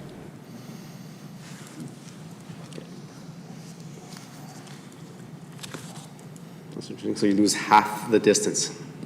Because of the lack of 10-minute response time, you actually half that distance by the building code. Okay, so when we talk about the zero with the same lot width, zeroing to one side and having that 2.4, that actually, by building code, is treated as a 1.2 meter side yard. Okay, and that you're allowed to have windows on that side. No, you would at 1.2. At 1.2 meters, you're allowed to have windows up to 7%. Okay, that's interesting because I have to do my math because it seems like there's less distance when you actually do the distance wise. Yes. Because 2.4 of your wall face to the zero lot line, and you calculate it as 1.5 versus 2.4. But if you have 1.5, 1.5, which is 3, yes, in essence, you have more space between properties. Yet that doesn't qualify, but a 2.4 with less distance qualifies. Yes, and that's where, to the point of the building code does look at it as the singular property and not the adjoining property. And that's why the shift on it, because your land use bylaw kind of looks at the distance in between. Okay. Thank you. That answers my question. Any other questions for clarity and understanding? Councilor Lowry, go ahead. Thank you, Mayor Troy. So just for super clarity on Sure. that, just to make sure we got it. And I think the key point that you said is that the building code only takes into account the lot that you are building on. Correct. It does not take into account the adjoining lot. So even if both lots contribute 1.5 equaling 3, the building code ignores the 3, looks at the 1.5 and says under HERF we have to split that in half to 0.75. And that is correct. Perfect. So then in order to meet HERF and in order to allow windows, we then have to go to a single-sided 2.4 meter setback, which is half to 1.2 meters, which then allows the windows because it meets HERF. Correct. Got it. Thank you. Okay. Yes, it's clear as mud because that's, when you do the math to the layperson, it doesn't add up. Because you have more space, which you're not allowed to, but you have less space, you're allowed to, so. Yes, and I appreciate it's tough to know both standards. So. Thank you. I don't see any more questions for clarity and understanding, so thank you much for your presentation, and thank you for working with our administrative staff to bring this land use forward. Thank you for letting me speak.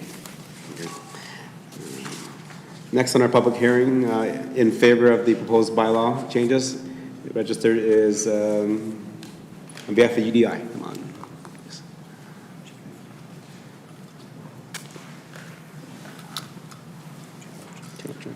Welcome again. You have to sign in and then again speak directly into the mic, please.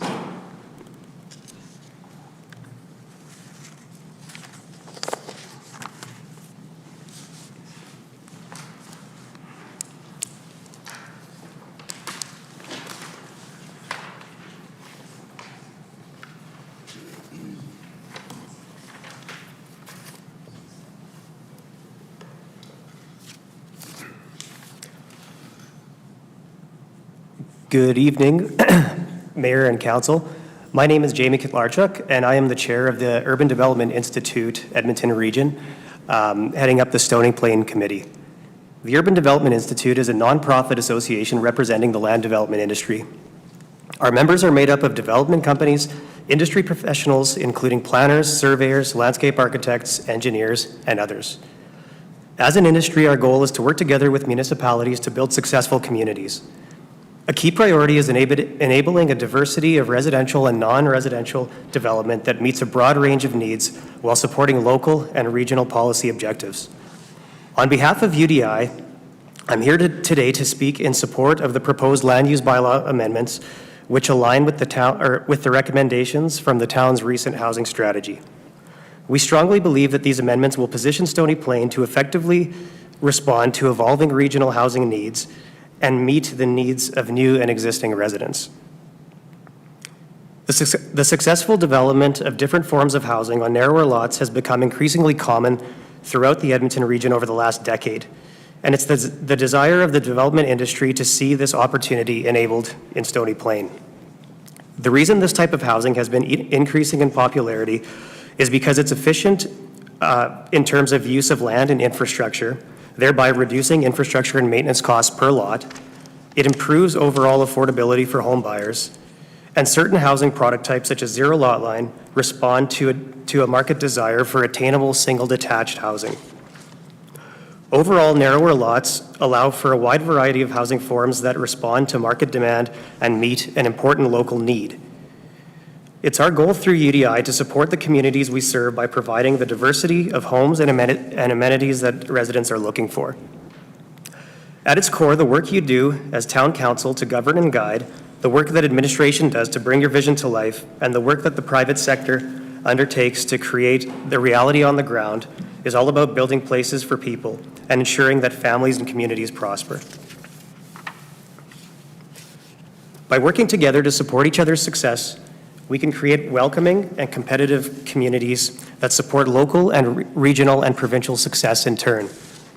We do appreciate that there may be apprehensions with any change in how land has previously been developed.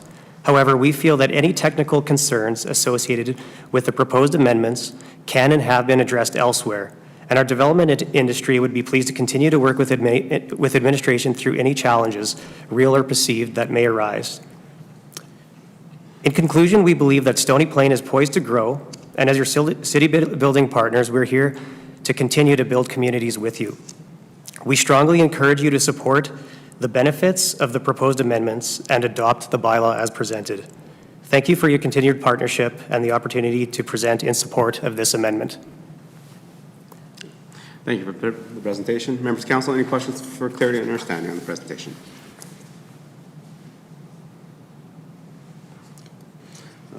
See none, I'm going to ask members to turn to page 338 of the agenda, and maybe I'll address this to the presenter because the design is equal communities in terms of the ZLL housing fire safety requirements, and it's noted here that a non-vented soffits.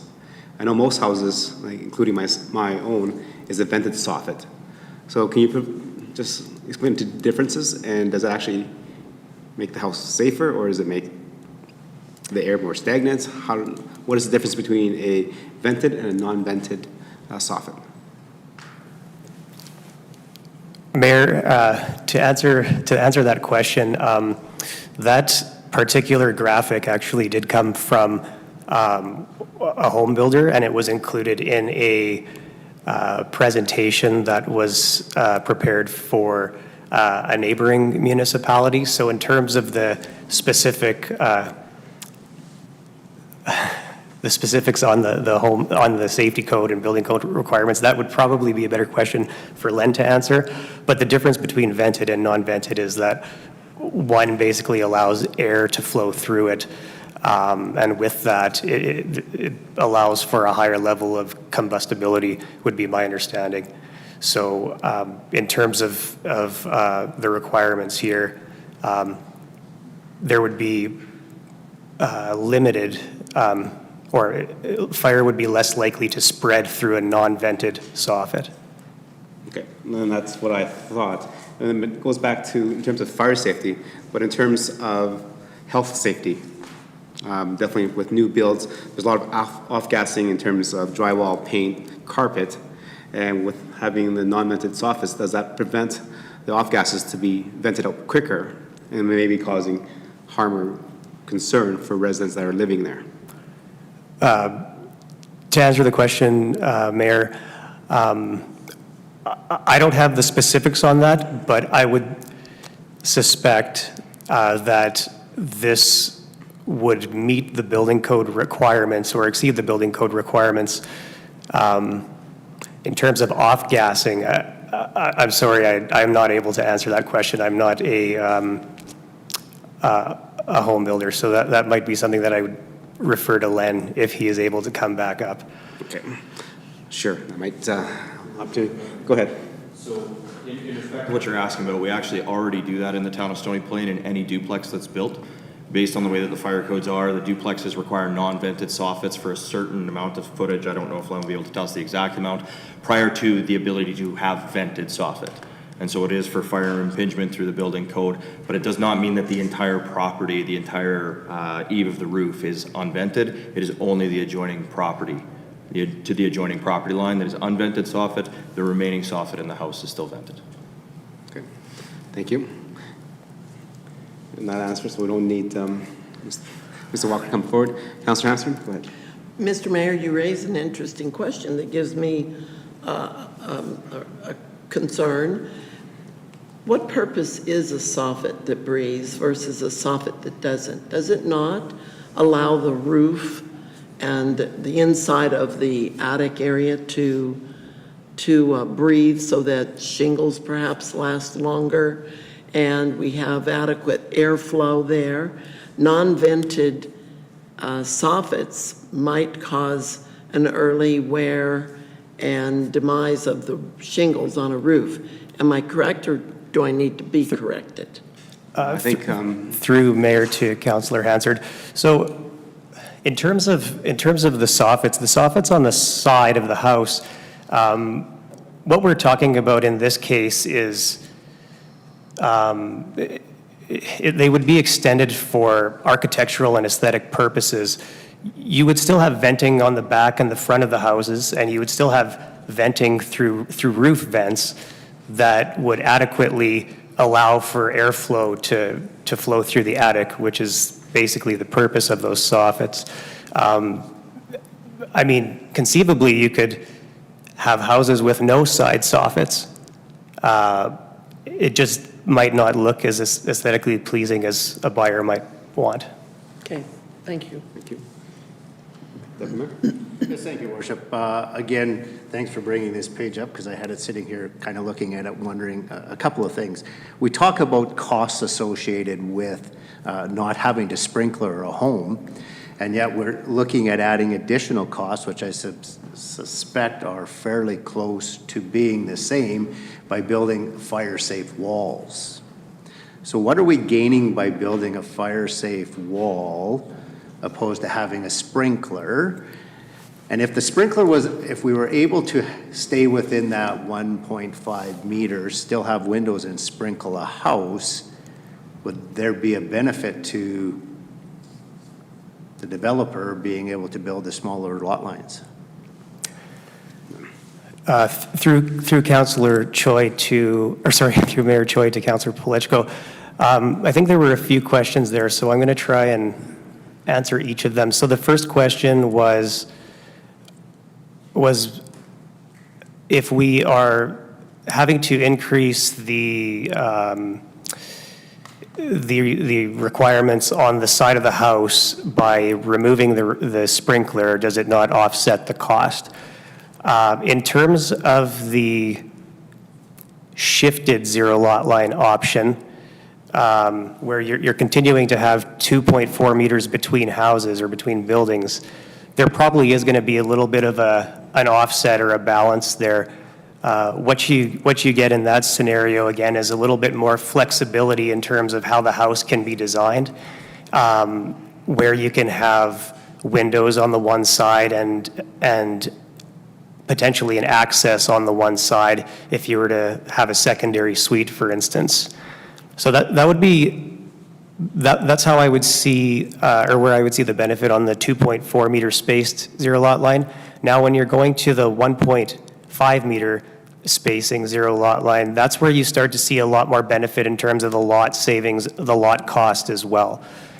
So yes, you do have additional treatment on the side of the house, but you're saving approximately, let me just think here, 3 to 4 feet between houses, which when you sell a lot, which is incorporated in the end price of the house, it's sold on the front foot basis, so the lineal feet that are in front of the house. That's the major savings there is on the lot in terms of the 1.5 meter spaced zero lot line. So just can you expand a little bit? So by going to the 1.5, using a traditional subdivision, how many lots do you gain that reduces the cost? Through Mayor Choi to Councillor Plechko, there is currently no 1.5 meter spaced housing allowed under the land use bylaw in Stony Plain. So it is not an option. So, but my question is, if we go to that, what is the savings? How many more additional lots can you be creating that creates the savings for the new subdivision that will get more people within our community? Through Mayor Choi to Councillor Plechko, it depends on the design of the block, but having done this exercise in a number of municipalities, on an average block, you would typically see an increase of 2 to 3 lots. So if you were to have a block of 20 lots with a standard 1.2 meter side yard on each side, or 2.4 between houses, you might get an additional 2 to 3 houses of the same size on that block. Thank you. Okay, thank you. And then I'll ask follow up with the question because that's one of my questions. And since you're here, it makes it really probably easy for me to ask you versus our administrative staff. So in terms of lot developments or subdivision development, on average within town Stony Plain, what does it cost for 1 foot of frontage?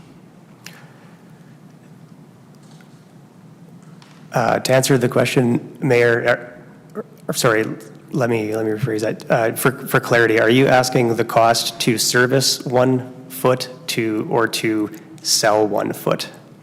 Well, let's put it this way. For example, some of the recommendations coming forward are narrowing the lots that we currently have in R2, R3, R4, R5, R6 lots. So when I did the calculations, some of them are moving a reduction of over 2 feet, some are 3, and some are just a little bit. So in terms of that, you just answered one of the questions I had is you can probably on a typical subdivision or block, you can get 2 to 3 more units or houses to be built. But how much does that 1 foot cost? So for example, from an 18 foot wide to a 19 foot, what's the cost difference? Okay, so to answer the question, Mayor Choi, you're asking how much does the land cost, but also I think what we have to consider is how much does the smaller house cost as well, right? Because if you're able to build a house on a 22-foot wide pocket, to reduce the lot by 2 feet, you might see a savings of $7,500. I'm going to put that out there as an average. Say, $3,200 to $3,700 a foot. Now that's an average, and it's all dependent on the neighborhood. It's dependent on location. But the big factor there is, again, being able to build more compact housing as well.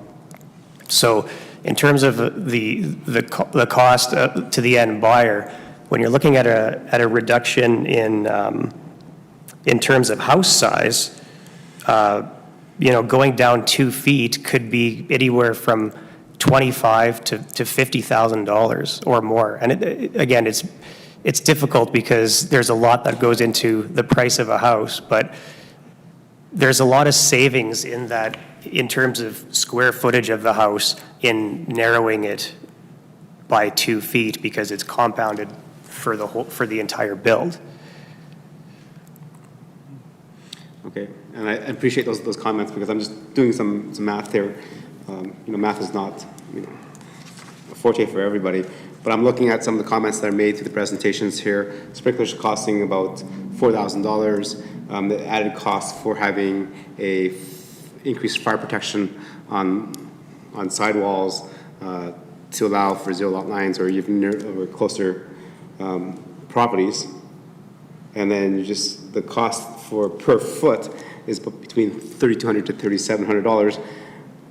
So if you just built that smaller house on a larger lot, does that balance out? Because you don't have to worry about sprinklers, you don't have to worry about increased costs for non-metal soffits, fire-rated gypsum, unprotected opening windows, exterior gypsum instead of particle board. Like, I'm trying to understand the design factors, because if we can do a zero lot line house on a larger lot without incurring the cost of all the other stuff, but still have windows, then are we winning?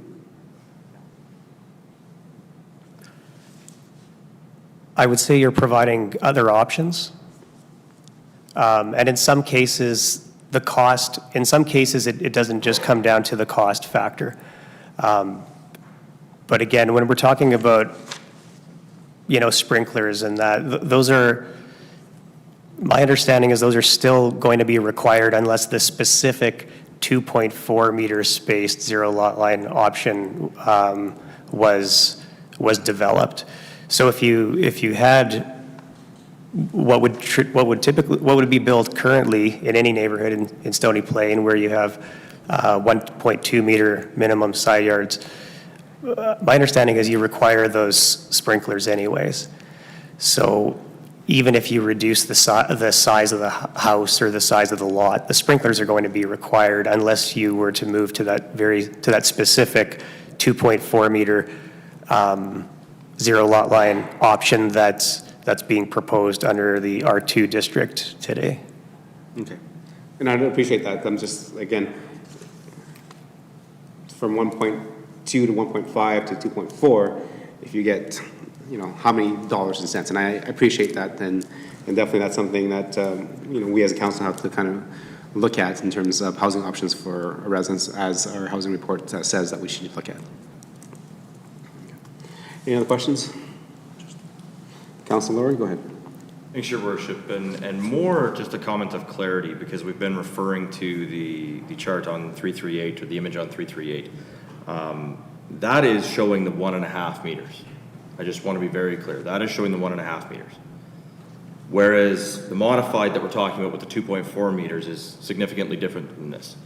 It does not, to my knowledge, require the additional fire rating.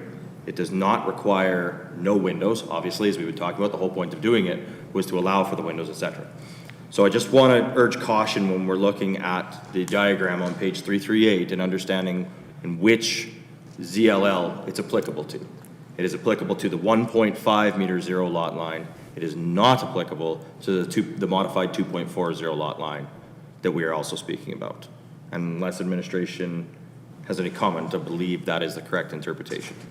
I'm seeing a lot of nods, so. Right, and yes, so that's a good point there. So this would be the one side that is on the zero lot line, not the 2.4 side. To you, Mayor, as Councillor Laurie suggested, that graphic was supplied in discussion related to the 1.5 meter zero lot line option. The 2.4 meter zero lot line option is treated differently. So I appreciate how there might be some confusion, and again, I don't have the graphic in front of me, but I know which one you're referring to, and it was prepared specifically to discuss the 1.5 or the narrower spacing between houses, which is a different option. Thank you. Any other questions for clarity? Councillor Anderson, go ahead. Great, thank you, Mr. Mayor. Appreciate your time and your presentation tonight. A lot of the questions that I've had have been asked and answered, but Mayor Choi brought something up that has me wondering a little bit. One of the major benefits that we've heard about zero lot line is the cost savings to the home buyer and how this is, you know, an incentive to spur growth and those sorts of things. Mayor Choi asked the question about keeping our lot sizes the same. You had alluded to the fact that, you know, by shrinking a house 2 feet, cost savings could be $25,000 to $50,000. And so my wonder here is if, you know, changing the lot size only saves $7,500, but changing the floor plan by that same distance can save 7 times potentially that amount. You know, is the question more about reducing the lot size or having more options available to home buyers from the builders where they could purchase, you know, a home that's a little bit narrower, have that significantly increased savings versus us, you know, reducing that lot line and trying to pack more homes in the same space? Through Mayor Choi to Councillor Anderson. Again, I think what it comes down to is providing options. So just because a minimum is established, it doesn't necessarily mean that every block and every lot is going to be designed and built to that minimum standard. And you could see that in most neighborhoods that are built in Stony Plain. And yes, some have predominantly smaller lots, but others have large lots. You know, there's, in terms of Qualico-specific neighborhoods, following up on the previous, on the first reading conversations, I went through and looked at what we were providing, because there was a lot of questions about you know, providing opportunities for bungalows and for different sizes of housing. And the reality is we provide everything from, you know, 22, 28 foot, or sorry, 22, 24 foot wide semi-detached to 34 and 36 and 38 foot wide single detached, and everything in between. So some of what's being proposed will really just provide more options within future developments, but I don't believe that you're going to see a shift to 100% or even 90% of development based on the minimum standards. It's not what we see in other municipalities, and I wouldn't expect to see that here either. So again, I see it as providing options. Again, it provides more options for single detached housing to be at a lower price point, which in terms of the Stony Plain market, that's the most desirable housing option or housing form, is a single detached home versus an attached home. So if we can now bring that option to a buyer who might have otherwise only been able to afford to get into, say, a townhouse or a duplex semi-detached, it provides something that they might be more interested in purchasing at a price point they can afford. That's not to say that there still isn't going to be demand for larger lots and larger houses, because there definitely will be. Appreciate it. Thank you. Okay, Deputy Mayor. Yes, thank you, Your Worship. Thank you for your time again today, Jamie. It's always interesting to sit here and listen to all the perspectives that are going on. I'm just curious today, with the development that's going on or could possibly go on within our community, what kind of cost savings do you really anticipate with the cost of everything going through the roof today? So I know that we're about to see increases by labor. We're going to see increases in trucking. The cost of moving material is going up. I come from the transportation industry and I sell a number of products to it, and we're hearing from everybody out there that they can't do it at what it is today. So I suspect we're about to see, you know, we're seeing equipment going through the roof. Some of it has doubled over the last little while. Some of it's gone up as high as 50%. So how do you anticipate being able to offer a cost saving to the consumer today by a zero lot line, when I just heard you say that there's really not much in the cost of the property?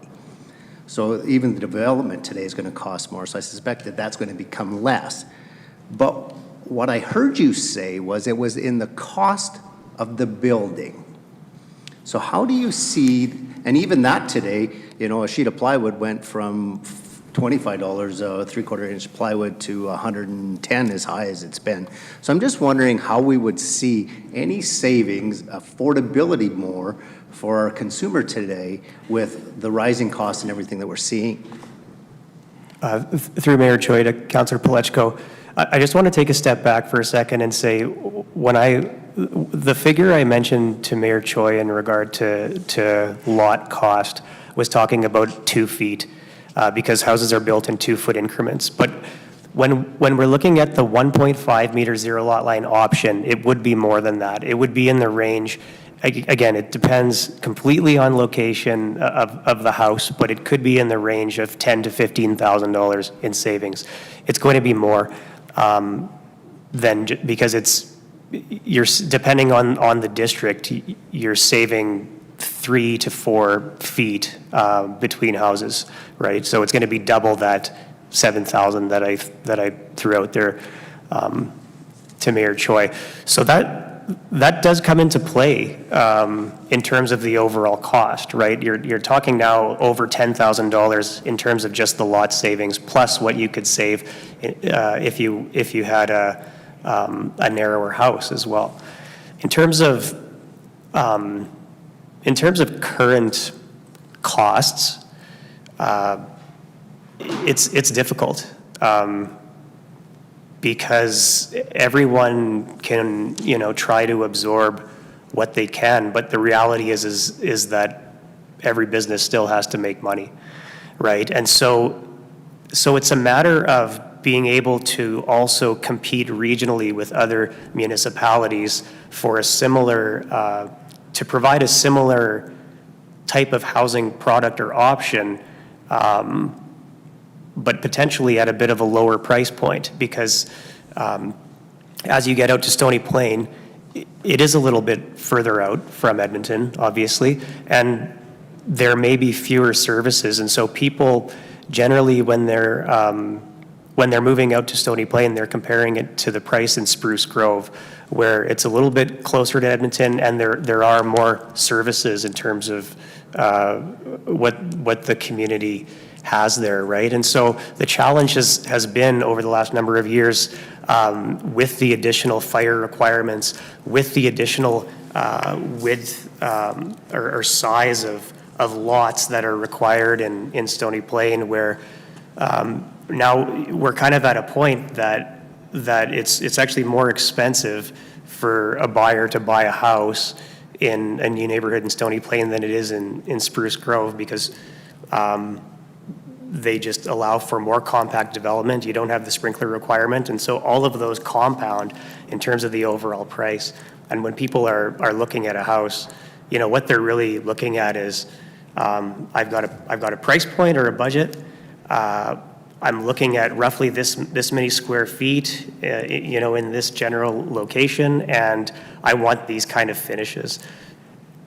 They don't seem overly concerned about having an additional 2 feet or 3 feet or 4 feet of side yard, because their top priority is, if possible, getting into that single detached house at the price point that suits their budget and their needs. Again, in terms of cost savings, like this year, comparing this year to 2 years ago, the prices are going up. It's a matter of trying to manage them and keep them in check and keep them in line with what you're seeing in the rest of the region. Any other questions for clarity? Understanding? No. See that? Thank you. Appreciate it. Thank you.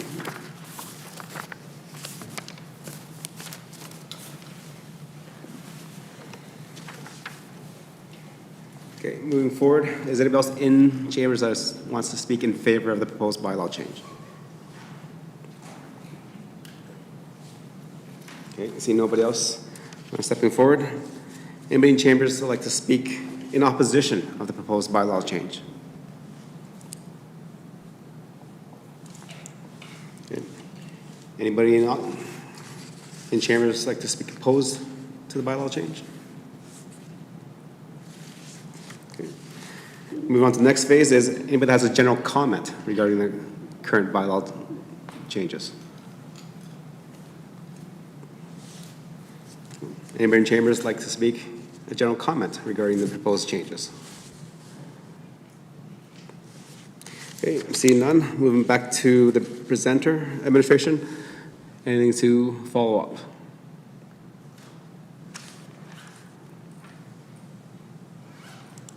Your worship, we have some information we could provide at the second and third reading for some of the questions you brought forward. Okay, thank you. Okay, and with that, I'll just check with administration. Did we follow the proper processes, procedures for a public hearing? Yes, Your Worship. Okay, with that, then I would declare that public hearing 2654 LUO/22 for land use bylaw be now closed. Okay, and those that are in the gallery, we will be dealing with a little bit later in our agenda item number 8 under bylaws. Okay, with that, let's take a 10-minute recess and we'll come back.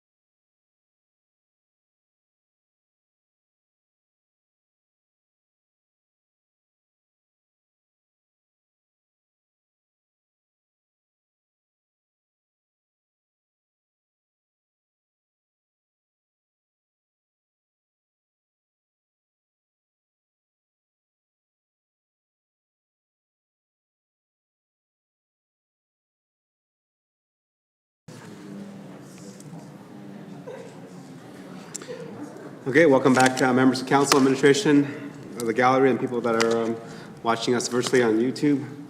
Moving back with our agenda, we just finished our statutory public hearing, and so moving on to number 6, which is adoption of council minutes. Councillor Anderson?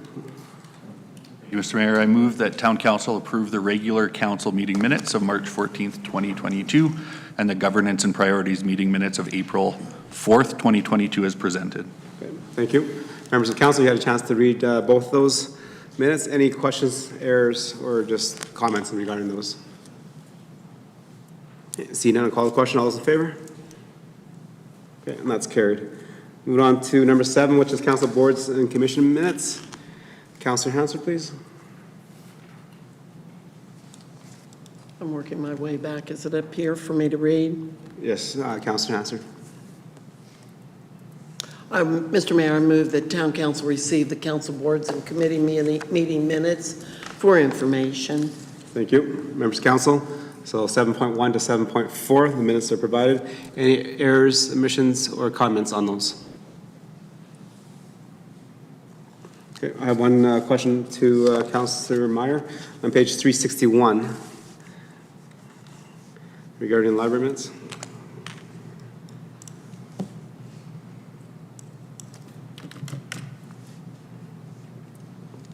Number 17, as there was a motion carried to recommend hiring an accountant consultant. I don't think I've seen that through the minutes over the last few years that I've read them. I think this is one of the first times that I've seen a consultant being contracted. Can you provide some information on that, please? Yes, this came, thank you, Your Worship. This came from concerns regarding sort of being in between directors and the Finance Committee's concern of our responsibility, our fiduciary responsibility. The acting director having some challenges producing financial statements for the Finance Committee. And like I said, the in-between directors, and hopefully setting our newest director on a good course, we thought it was prudent to hire a consultant to help us compile the financial statements. And then briefly, we'll hold over to help the new director get up to speed. Okay. Okay, thank you for that, and I appreciate that, because that was, like I said, one of the first times I've seen that come through the library minutes, and that does make sense as we're in between directors, and if that's the responsibility of the library director, it is good to have somebody there to do that while there's a kind of missing link there. So thank you. Any other questions regarding those minutes? Okay, seeing none, I'll call the question. All those in favor? Okay, and that's carried. Moving on to 8.1. And that brings us to bylaws.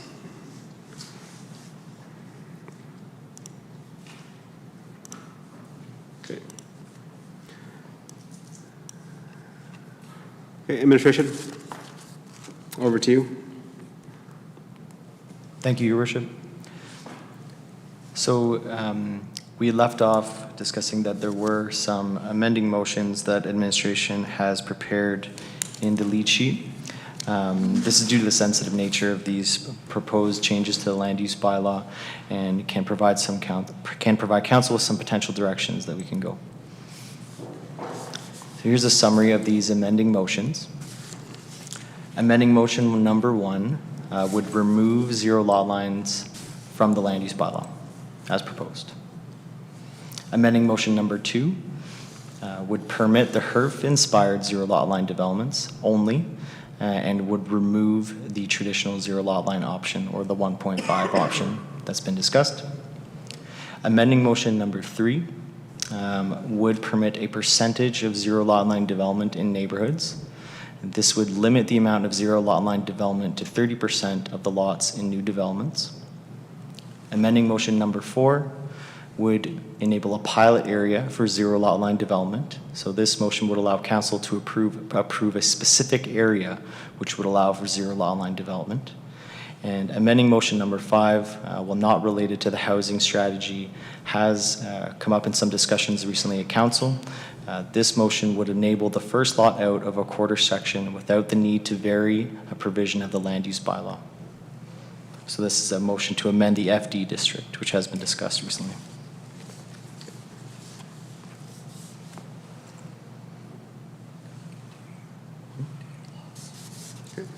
Thank you. Anything else? There was also a question about some specific neighborhoods and what the lot sizes were within those neighborhoods. I believe, Your Worship, we were asking about Meridian Loop, South Creek, and Brookview. Am I correct? Correct. So I'll just move backwards in the presentation a few slides. So primarily in those neighborhoods, we're looking at the R5 district. The R5 district currently, for detached dwellings, has an 8.5 meter lot width, which would allow for a 20-foot building pocket.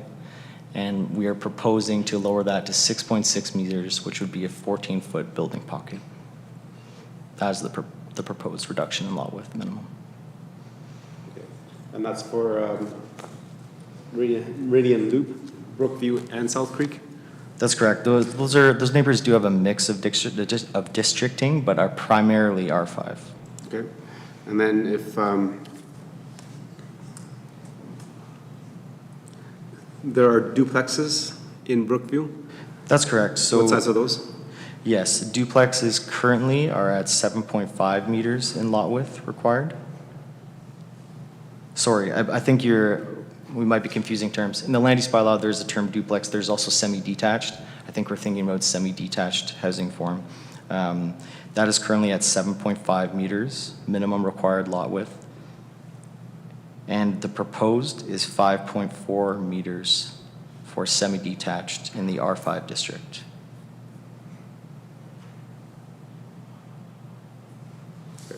Thank you. You're welcome. Okay, members of council, so we had the presentation, we had some questions answered. First of all, we'll take a motion to go for second reading before we start the conversation and anything going forward after that. Councillor Meyer, go ahead. Thank you, Your Worship. The Town Council gives second reading to Bylaw 2654/LUO/22. Okay, thank you. Councillor Meyer, so members of council, we had a lot of questions regarding the presentations, both from our administration and the two presenters that were here to speak in favor. As mentioned by administration, they have also heard from us during first reading, which is really very good because most communities don't do a first reading where it allows council to have the input firsthand, so our administration is ready. They've proposed 5 amending motions if council is willing to do that as well. And Councillor Pleshko, Deputy Mayor, you made a mention about making sure that it was kind of necessary for the information if we did zero lot line, so I gave you reference to those numbers as well, so if you want to make that amending motion as well, if that's on the books. Okay, members of council, we'll start the opening comments and debate.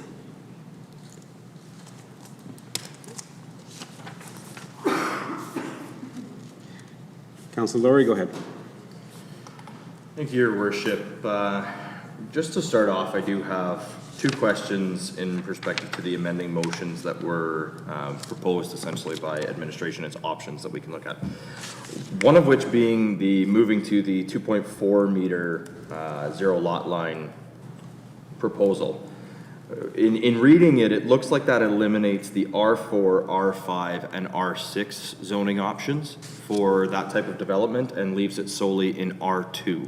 I'm just wondering, can we get a little bit of an explanation on that? Why are the other, the R4, the R5, and the R6 removed? Yes, through your worship. The main thing that was considered in allowing the 2.4 option in R2 specifically is to maintain a consistency with the lot sizes and the streetscape of that area.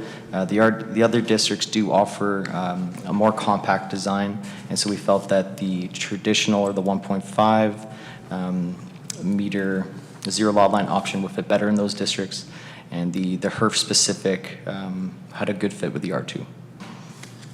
So if we proceeded with that amendment, though, that would eliminate the 1.5 meter zero lot line from R4, R5, and R6, and only leave the 2.4 meter option in R2. Yes, you are correct. That is what that motion would do.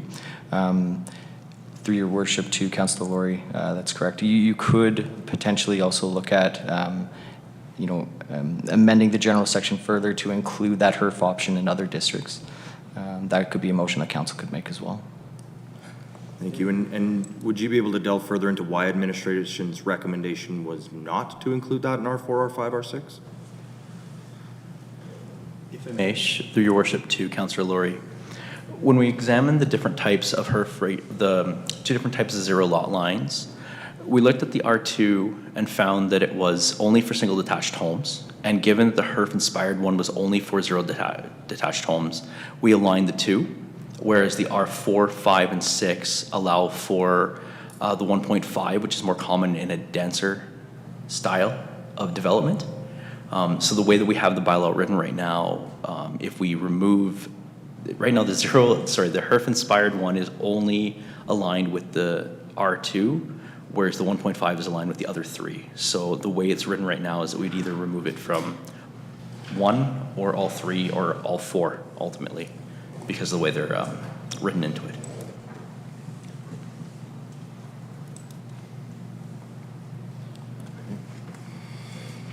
Any other questions, comments? I do, but I'll hold them for now, Your Worship. I have a question for administration. So in terms of the suggestions of narrowing the lots, R1 remained the same, R2, R3, R4, those changed. What are the effects if a motion was put forward to, again, increase the size a bit so they're not to the size that's recommended in this bylaw? I would ask administration to turn to page 173, for example.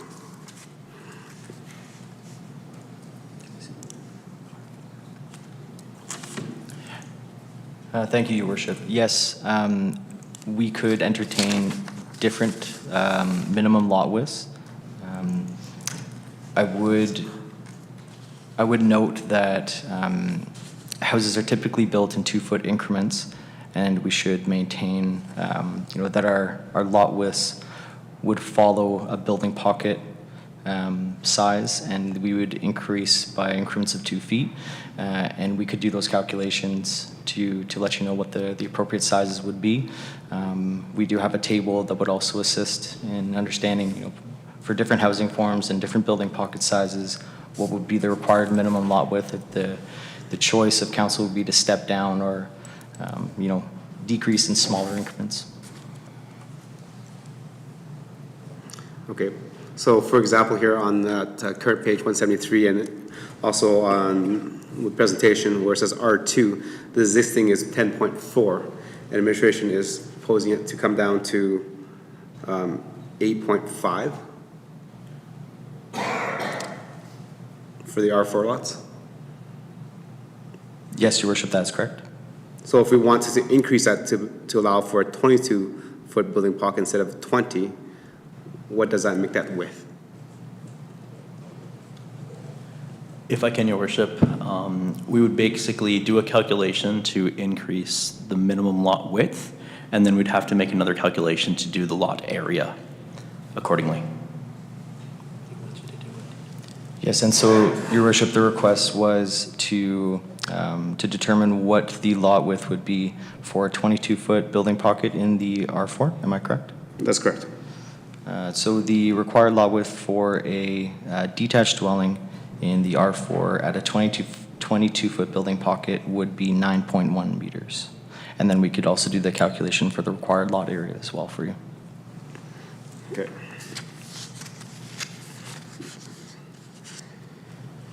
Any other questions?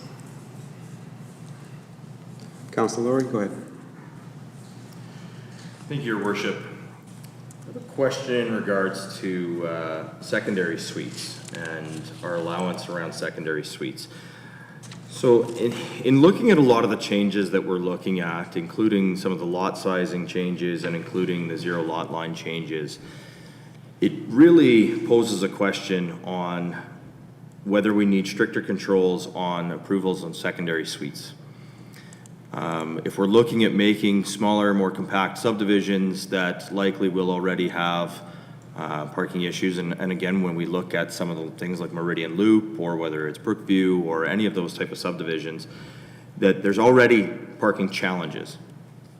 When we add secondary suites, we know those parking challenges increase, because the likelihood is that property now has more vehicles attributed to it. And so I'm curious if administration has any guidance or any feedback on any consideration that was provided in regards to the allowance of secondary suites in zero lot line developments in particular, and in regards to the allowance of secondary suites in any of these various districts that now have reduced lot widths. Through your worship to Councillor Laurie, the main limiting factor is actually parking. So each additional secondary suite requires one additional parking stall. So what administration did when we looked at some of these examples was, given that that's a limiting factor, the lots would still have to be wide enough or deep enough to allow the additional parking, therefore mitigating some of those concerns. Some examples of this actually that we were experimenting with, one developer was to have kind of double tandem garages in the back to allow for a secondary suite for some of the narrower product. Again, these are some additional kind of innovative forms that are not that common yet, but are definitely some stuff that we expect to see kind of in other municipalities, given that ability, and potentially here, depending on what council so decides. Just to add to that, through your worship to Councillor Laurie, secondary suites are also not a permitted use in the R5 or R6B districts, so just a consideration there. And one more, if I may, your worship. Thank you very much. We also heard one of the potential amending motions is for a pilot project. Now, in looking at the map and looking at the way that that's worded, there is no specific location identified for a pilot project. Does administration have any recommendations on where a pilot project for this type of form housing would be applicable? The intention is really that a redistricting would have to take place, or essentially a redistricting. In this case, the map would be updated accordingly to the area that a developer comes and proposes to do this. That way, council would have to give an approval in order to allow them. So just for clarity, your worship, if we were to move forward with the amending motion that we wanted to move forward with a pilot area, we would essentially make that motion this evening, and we would have to wait for a developer to come forward to propose a pilot, and at that point, council would then have to decide if that location was appropriate? That would be a limitation of this, correct? So, thank you. Councillor Hanson?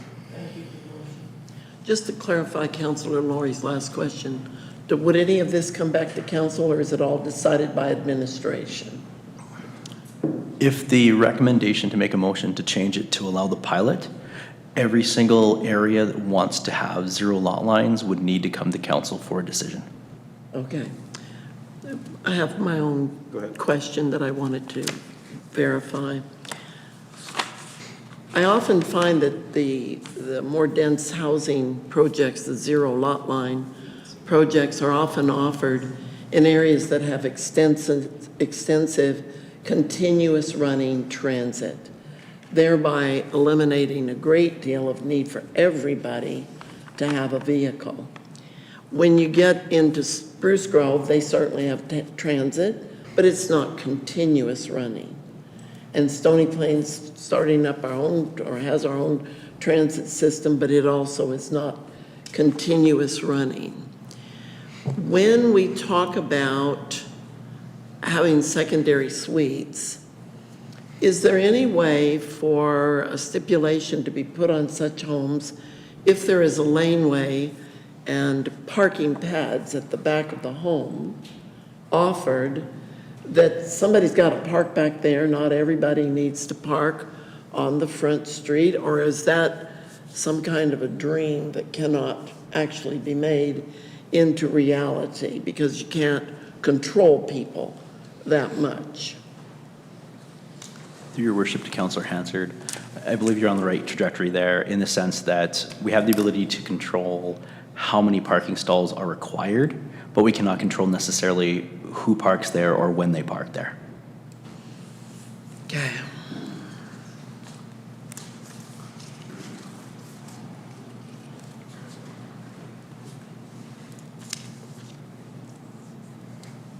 Okay, any other questions?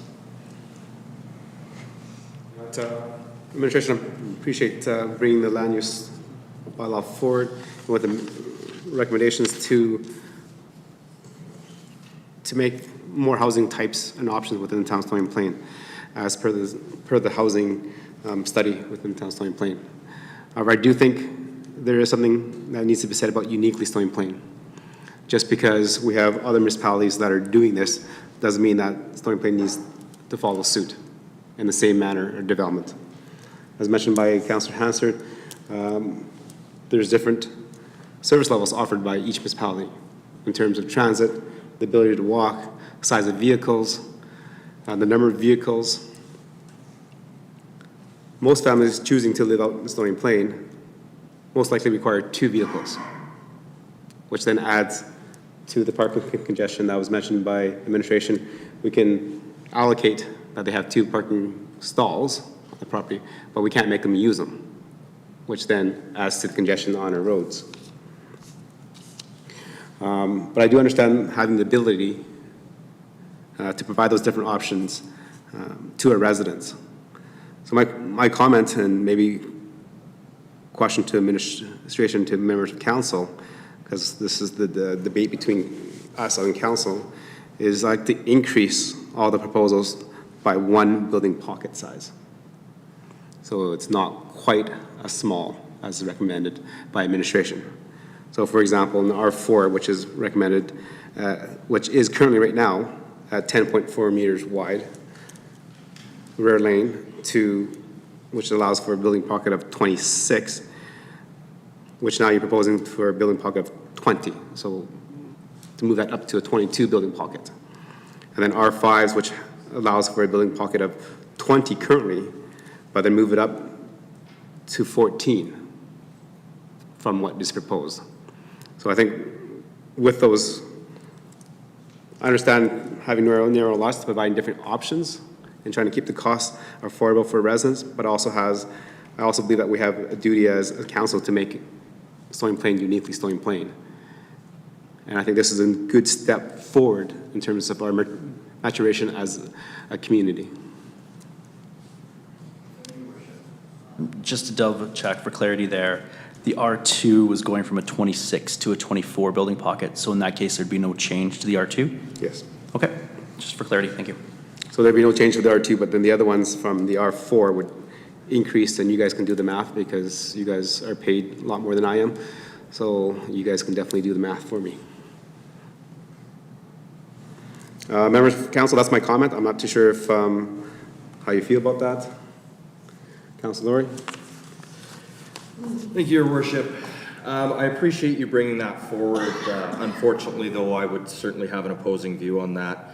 You do mention that, we are uniquely Stony Plain, and I completely agree we are uniquely Stony Plain, but I think what we need to be cautious of is not becoming exclusively Stony Plain and making sure that we have appropriate housing for all.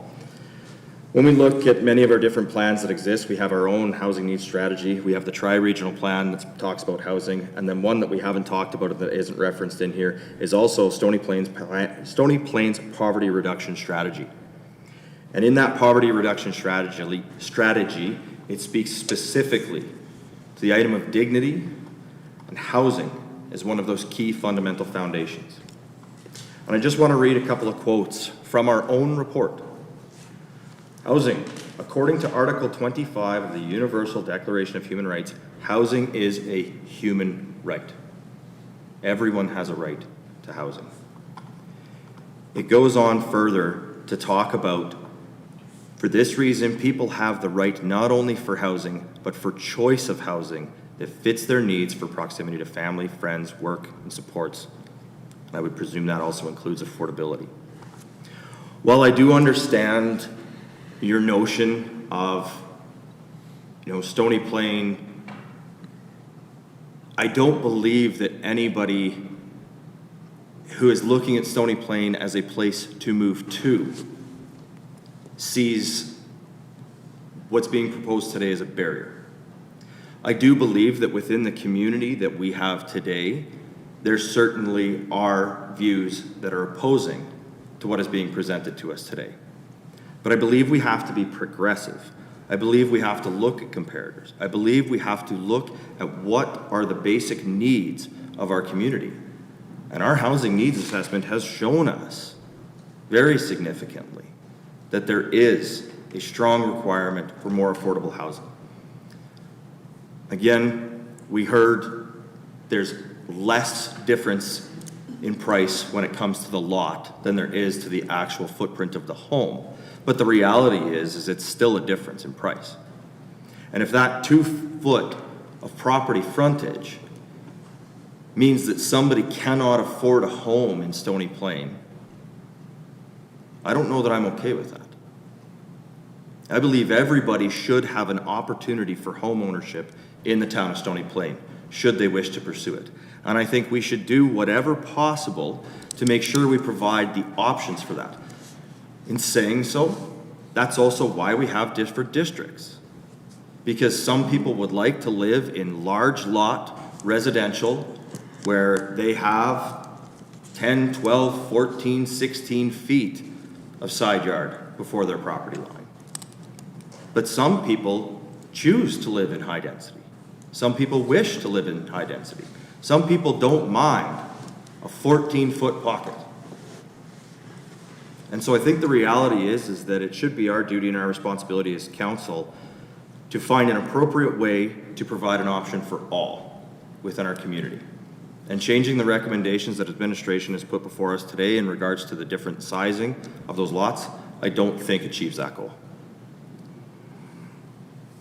Okay, thanks for your comments, but there's no motion, so I was just. You asked for a comment. So You asked for that's the feedback on comment, it, so and I'm not going to debate with you because I can, debate you fairly well and put holes in every comment that you made, so you can do the same to me. So we're not going to go down that road right now. I'm just seeing if there is an appetite for that. If not, then I will pass the chair. If we have another point we'd like to make, when does that happen if we don't have a motion on the floor? Anytime you want, but let's deal, because there's going to be a lot of moving parts here. So we have the motion for second reading. That's on the floor right now. I'm going to pass the chair to Deputy Mayor so I can make my amendment. Deputy Mayor. Thank you, Mayor Choi. Go ahead. Thank you, Mr. Chair. I make an amendment that we increase the widths of the narrow lots in R4, R5, and R6 by 2 feet. Do you wish to speak to that further? Yes, thank you. And I make that motion based on the fact that we do live in a community which has a unique MDP, and it's called uniquely Stony Plain. It doesn't say generic Stony Plain or Edmonton Metro Stony Plain. It says uniquely Stony Plain. The fact that we're already reducing lot sizes considerably, we're still providing those options for people to choose what type of housing they want. For example, the R4, which is existing right now, is 10.4 meters wide. My amendment will make it the reduction only to 9.1. That is a 1.3 meter reduction already. That's over 3 feet. That's enough to have windows on the side yard without having fire suppression systems. R5, looking at the width, which is currently at 8.5 meters, which allows for a 20-foot building pocket. Administration is proposing it to bring it down to a 6.6 meter, which is a 14-feet building pocket. That's a loss of 6 feet. That's 20% of a house size. Like I said, I am for providing different housing options, but reducing a building pocket by 20% is maybe a little bit too much at this one point in time. And the same goes with our 6 existing. You're looking at a 20-foot building pocket down to a 14. Huge. A standard double garage is 18 feet wide. just for the door. Never mind a little bit of extra, so you're looking probably at 24 feet there and double garage. Right. And having that extra 2 feet will alleviate some of the problems that were mentioned by administration in terms of parking, in terms of community feel. I asked this question during first reading that has not yet been provided an answer to. What's the cost to the municipality in terms of enforcement, for neighbor disputes, for RSMP, for fire? It was mentioned around here, good conversation around fire services. That does cost the municipality something. So we get an extra 2 or 3 lots per block. Does that increase enough taxes to cover the $2.5 million for a full-time fire service? I don't think so.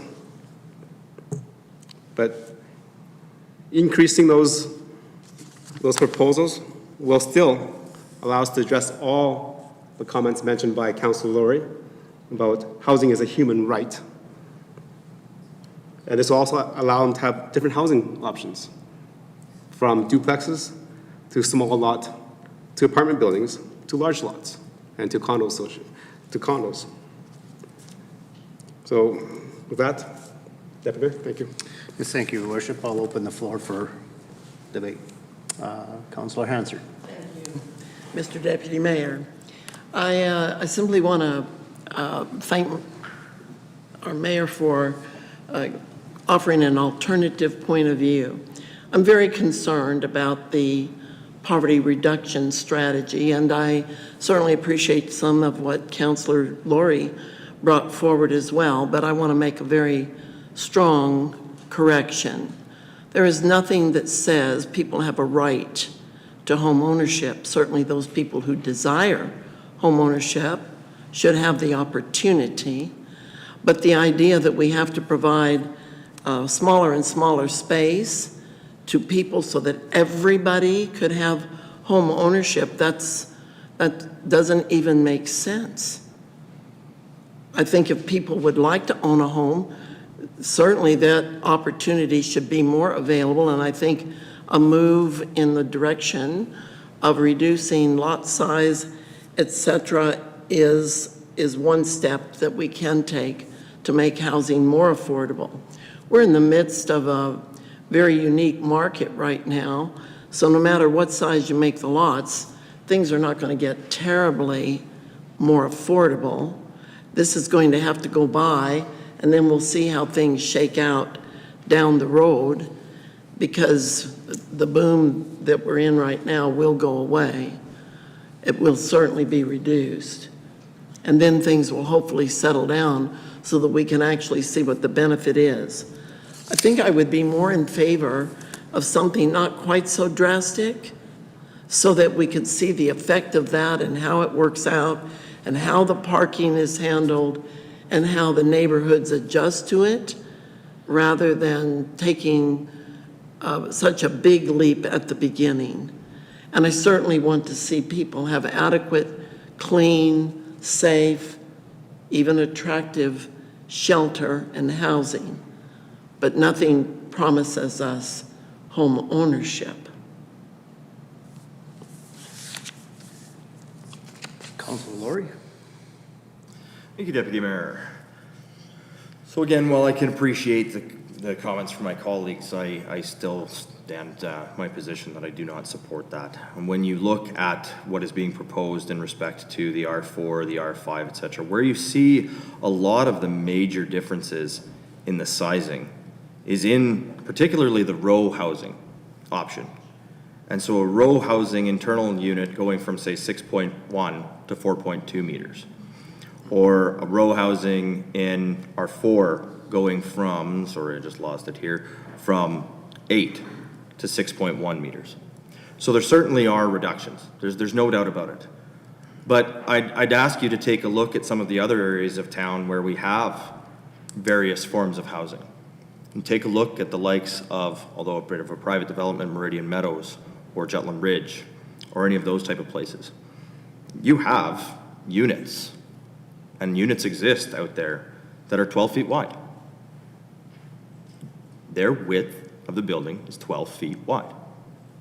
So although a standard garage may be 18 feet, that's not what we're talking about. We're not talking about a standard garage. We're talking about what form of housing we are willing to accept and what form of housing we are to allow. And when you start doing the calculations on many of these, aside from the internal row housing units, these are still substantial lots. 7.3 meters is over 20 feet. 8.5 is over 24, I believe, if my math's right off the top of my head. So while certainly I can respect the fact that when we start talking about some of the lower numbers, like 6.1, or I believe the lowest down here I believe I saw was 4.2, those are only in very specific housing types. And while yes, semi-detached going down to 5.4 or detached going down to 6.6 is certainly a large difference from what we've originally had in our land use bylaw, it's not unrealistic. Again, we go to the chart that was included on page 334, and we start looking at some of the widths in there. I see 4.2s, I see 5s, I see 6s, 7.9s. So there is a wide variety. I don't believe uniquely Stony Plain is defined by our lot widths. I believe uniquely Stony Plain is provided by the culture that we provide our residents, the community feel that we provide our residents, the acceptance that we provide our residents. So while I can appreciate that Mayor Choi is looking at opportunities to lessen the impact maybe of proposed change or take a small step forward, I don't believe that that is achieving the goal of many of the plans that we have, of our housing strategy, of our poverty reduction strategy, of the housing needs assessments that have come out of the tri-regional plan. All forms are still possible under what's being presented by administration as written, whereas the amendment eliminates the potential for some of those. Councillor Anderson. Thank you, Deputy Mayor. Planning and infrastructure is not my strength, and so I spent a lot of time preparing for tonight's meeting. And one of the things that stood out for me the most in reading about zero lot line and reduced lot width homes was the burden that it put on the residents. And, you know, we're talking about a financial savings and wanting to make sure things are affordable, but, you know, the number of issues that came up in terms of neighbor disputes, parking issues, you know, there was a municipality,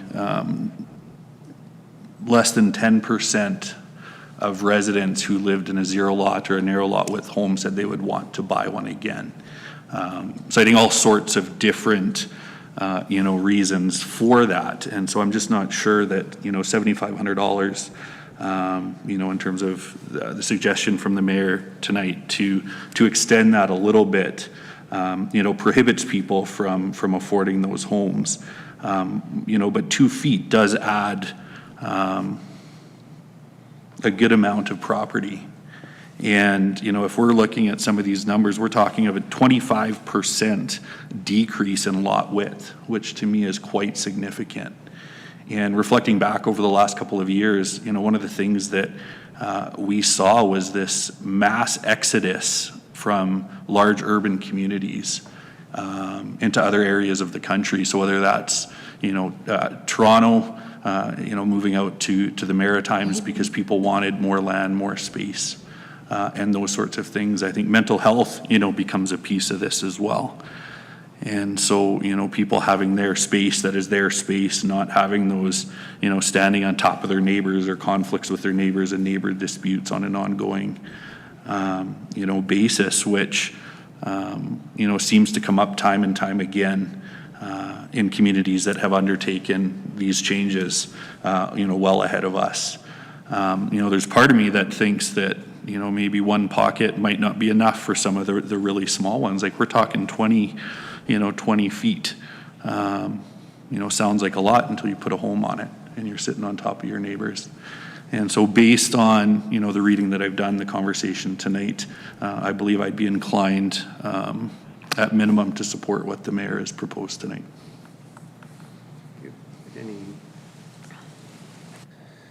Mayor Choi? Okay, I just wanted to thank Councillor Laurie for bringing up his point of why he would not support it, because it should be a point why he should be supporting it, because the subdivisions that he mentioned, Meridian Meadows and Jutland Ridge, are not touched in this motion. It is R3, which allows for 12-meter internal lots and 13.7-meter internal lots. So the two subdivisions that were referred to by Councillor Laurie is actually a referral to support the motion, because we already have the existing housing that he is speaking of that allows people the opportunity to choose what kind of housing types he wants. Is there else we go? I'm going to speak eventually, but if you... The reason why we don't have housing and why I had to reference those two areas is because our current land use bylaws do not allow for that type of housing in the town of Stony Plain. So the only areas I could reference were areas that are under different zoning, because there is a slight allowability for those. So your implication that I'm only implying those because we can do them elsewhere is incorrect, because we don't have the option in Stony Plain right now. That's why I cannot reference anything locally. Mayor Choi? Yes, so thank you for that. And any other questions before? If I could comment a little bit, I sit here tonight very, very open-minded, but also very closed when it comes to this type of thing. I knew coming in here tonight this was going to be very tough on every one of us at council, trying to address an issue within our community to move our community forward from a tradition to something that's a little bit more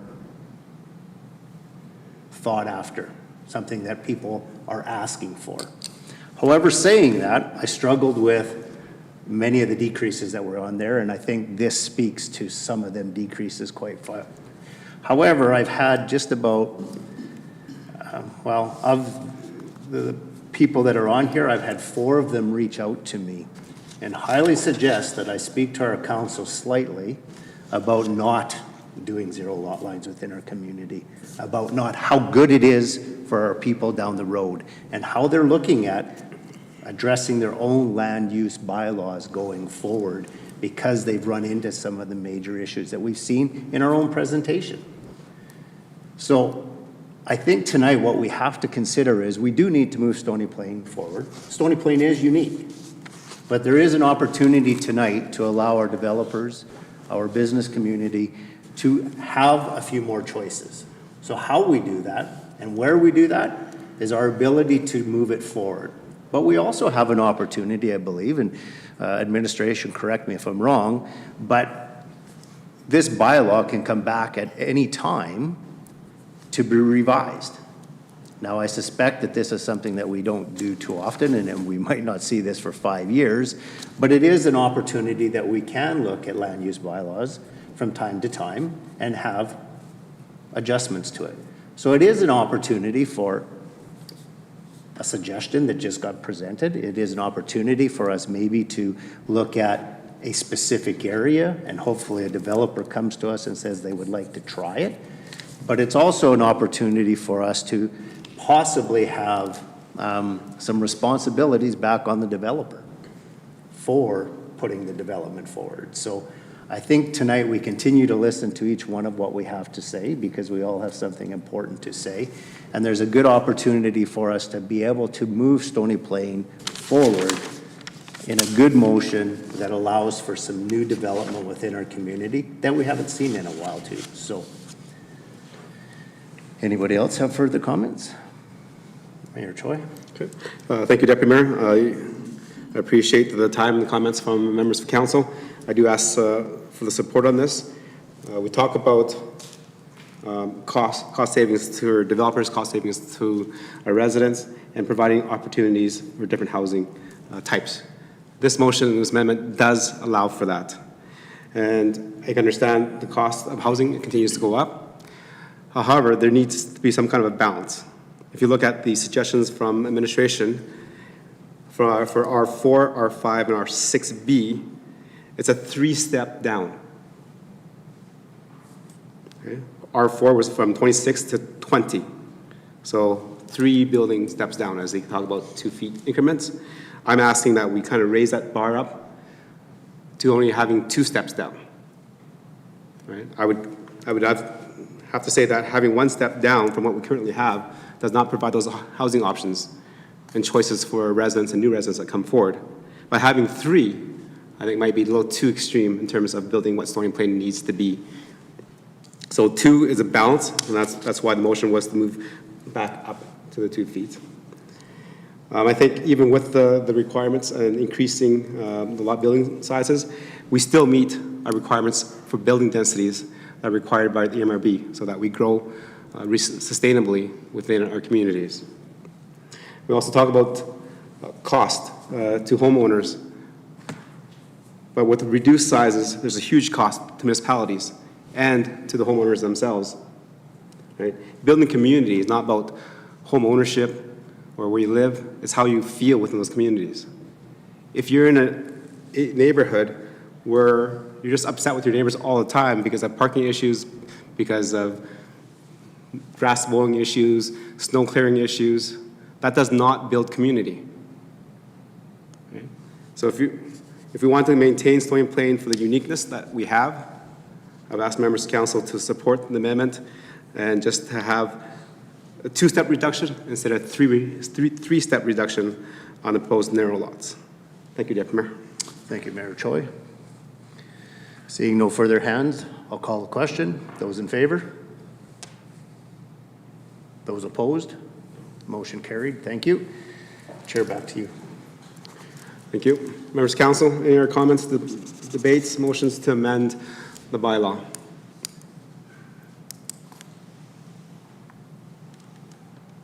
Councilor Anderson?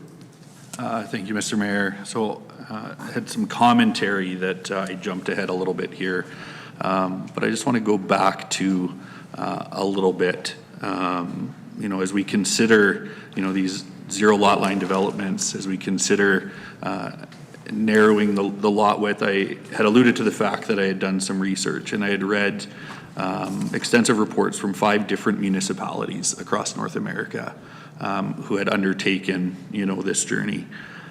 Interestingly enough, it was unanimous, not, you know, unanimous, everybody who had a 0 lot line home, but each of the 5 reports that I read, you know, the majority of homeowners struggled with the home that they had purchased for a variety of different reasons.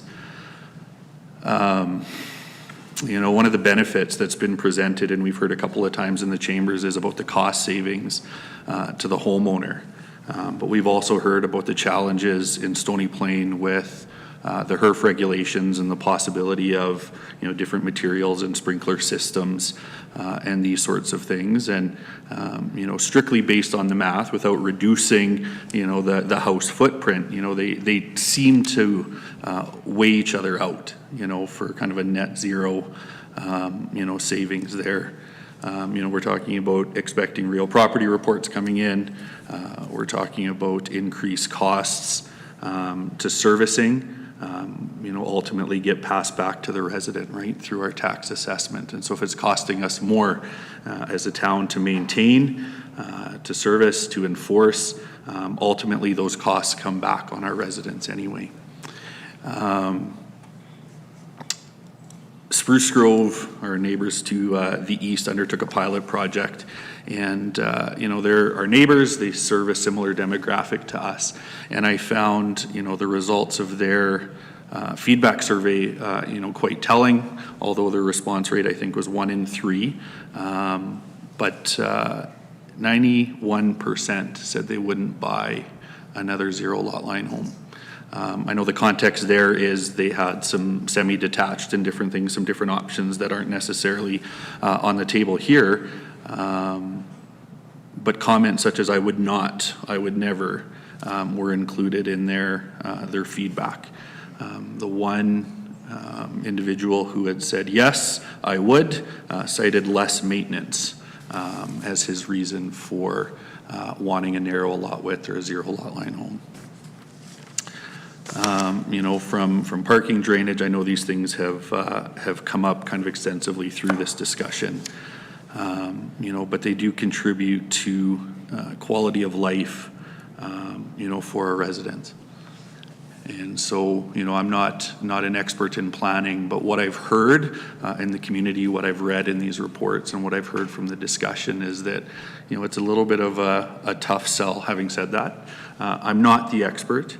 And so I guess the motion that I would like to put forward is based on Amendment 3 that was brought forward to us by, oh, sorry, I apologize, Amendment 4, brought forward to us by administration that, you know, for this to move forward, that we look at a pilot area first. You know, I don't think, you know, if you gave me the opportunity to say, yeah, you can test drive that car, you know, for a year before you buy it, I would probably jump at the opportunity. And so I struggle with a wholesale change across the board when the feedback that I've heard is what it is. And so I would like to put that motion on the floor that we consider a pilot project with our zero lot line and narrow lot width development. Thank you, Councillor Anderson. So that amendment's on the floor. So the amendment is for a pilot area for zero lot line development. And as asked by members of council and answered by administrative staff, where that is, we don't know. That will have to come back through a developer and through an application process that will be then debated by this council for that pilot project or pilot projects. I think there is no ending date for this, so we can have zero lot line pilot projects for the next 10 years before we make it official or not official part of things. So thank you, Councillor Anderson. You want to speak to that besides what you just said? Okay. Members of council, comments and debate on the motion to amend. Councillor Hansard. Councillor Anderson's motion that we support the idea of a pilot project so we sort of can test the water. We may be surprised. And I'm somewhat hoping I am surprised and that we get enough of a feel for how this will go over that we'll feel better about perhaps some reductions in the future. Land use bylaws are a living document and we can change them. We're looking at some pretty big changes here tonight, but we can amend this in the future. And I certainly would like to be around for that day as we look at this again, but for the meantime, I would be inclined to vote, unless the wisdom of council persuades me otherwise, to vote for some change, but not quite as much change. Okay. Thank you, Councillor Hansard, for your comments. Councillor Laurie. Thank you, Your Worship. Just to start with a comment, I mean, I'm relatively supportive of a pilot project as the way to start this. I mean, it gets it in and gets it going, so I don't have too much with that. 2 points, though. Number one, again, in reference to Councillor Anderson's comments, referring to the report from the City of Spruce Grove, you know, there was a significant difference in administrative recommendation from the detached to semi-detached. And I think that's where we differ, where this was only proposed as detached. And the City of Spruce Grove administration has the same recommendation that they would continue with the detached type development because it does not have the same issues in respect to parking, spacing, et cetera, et cetera.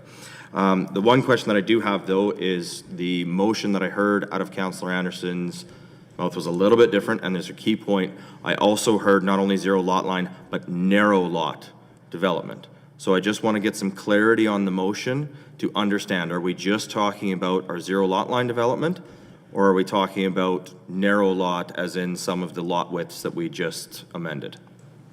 Councillor Anderson. Yeah, thank you. You know, one of the mentions in our package was how, you know, we were, administration was proposing kind of a whole new bylaw as opposed to changes because of the significance, you know, that exists and the changes that are being proposed. You know, we've had conversation with the previous motion about how, you know, there is a feeling for some on council that even the narrow lot widths is a significant change. And so my motion would speak to both zero lot lines as well as the narrow lot widths that are proposed in the new land use proposal that was brought forward to us. So, Your Worship, can we get definition then on which ones are narrow and which Yeah, ones are not? so Councillor Anderson, I'm just trying to understand that because the motion was to reduce those widths for the narrow lots in R4, R5, R6. So if it's just a pilot, then we should just revert back to the No, original. I appreciate your comment. I see where we're going. So it's just zero lot lines. 100%, yes. Okay. Because the motion did speak to increasing the widths there. Yeah, my apologies. Thank you, Councilor Laurie. Okay, thank you, Councilor Laurie. So it is just for zero lot line development. Any questions, comments? Deputy Mayor? Yes, thank you, Your Worship. Where to start? I think this is a very good start for our community, Councilor Anderson. I think this gives the developer the opportunity to come to our community, tell us where they'd like to build it. It's not just plunked in the community all over the place. It's now a specific area. And it does allow us to see just how well this can work within a community. Now, I think that being able to have zero lot lines within our community will tell us very quick once we see that. And it also will tell us if the developers are serious about our community, wanting to build something within our community to show us as council that this can be done and it's a good idea for our community. So I think this addresses a lot of the concern that I've heard here today. And I think unless I hear something totally drastic from my fellow councilors, this is a motion that I could support. Okay.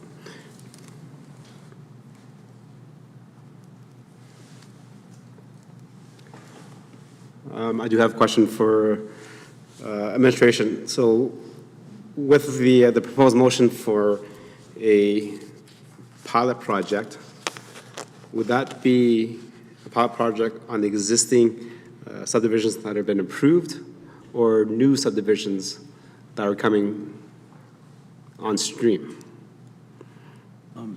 Your Worship, this would apply to any area where a developer would like to do zero lot lines, whether it's new or proposed.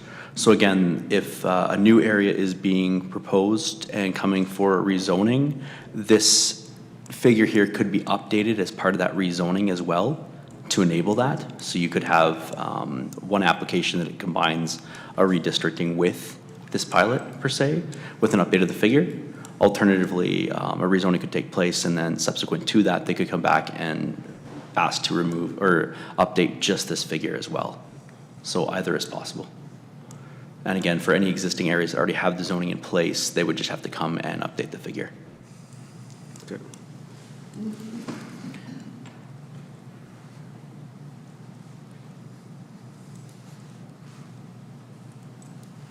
Okay, any other questions, comments? Okay, see none.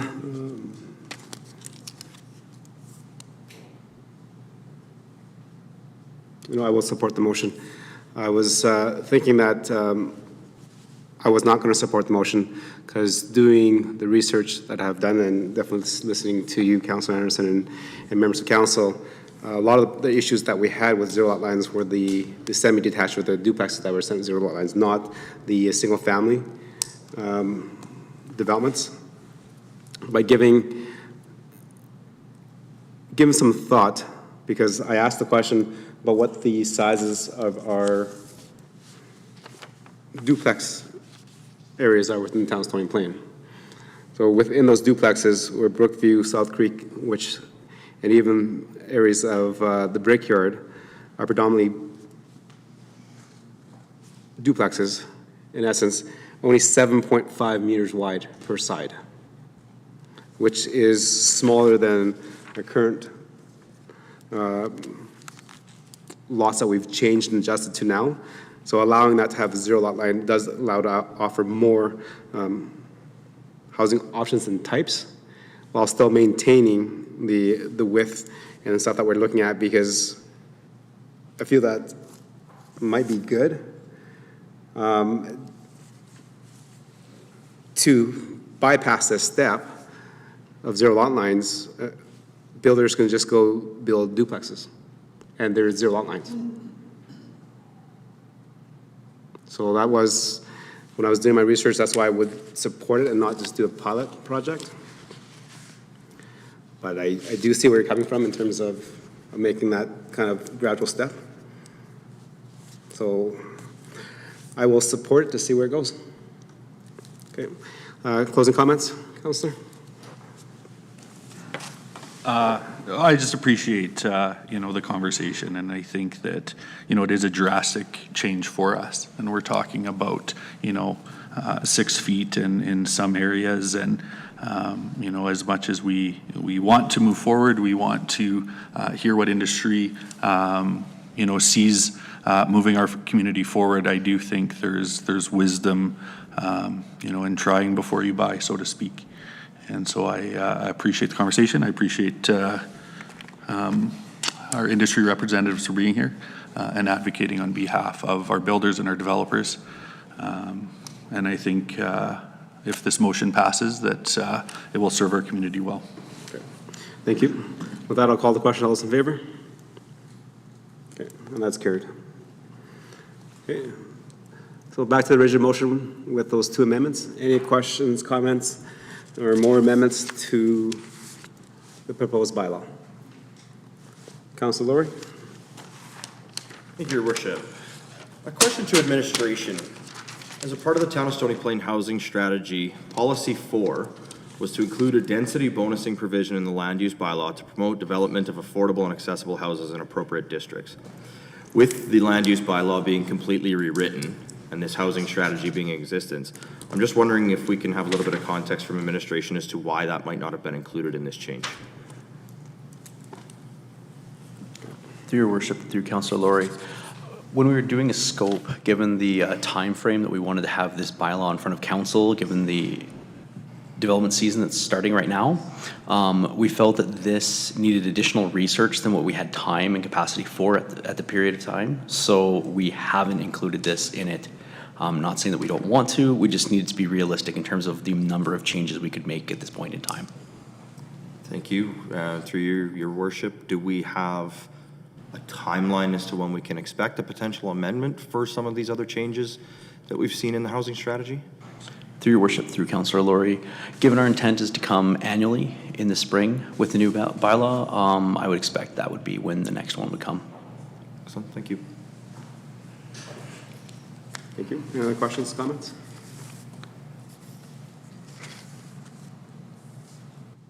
Okay. Just a question there, because I just heard administration said that there's going to be a review coming later on in the spring. But during that review, can we get a update of the changes to this bylaw to see how that's affected our community in terms of housing stats and maybe comments from the developers and builders? Yes, Your Worship.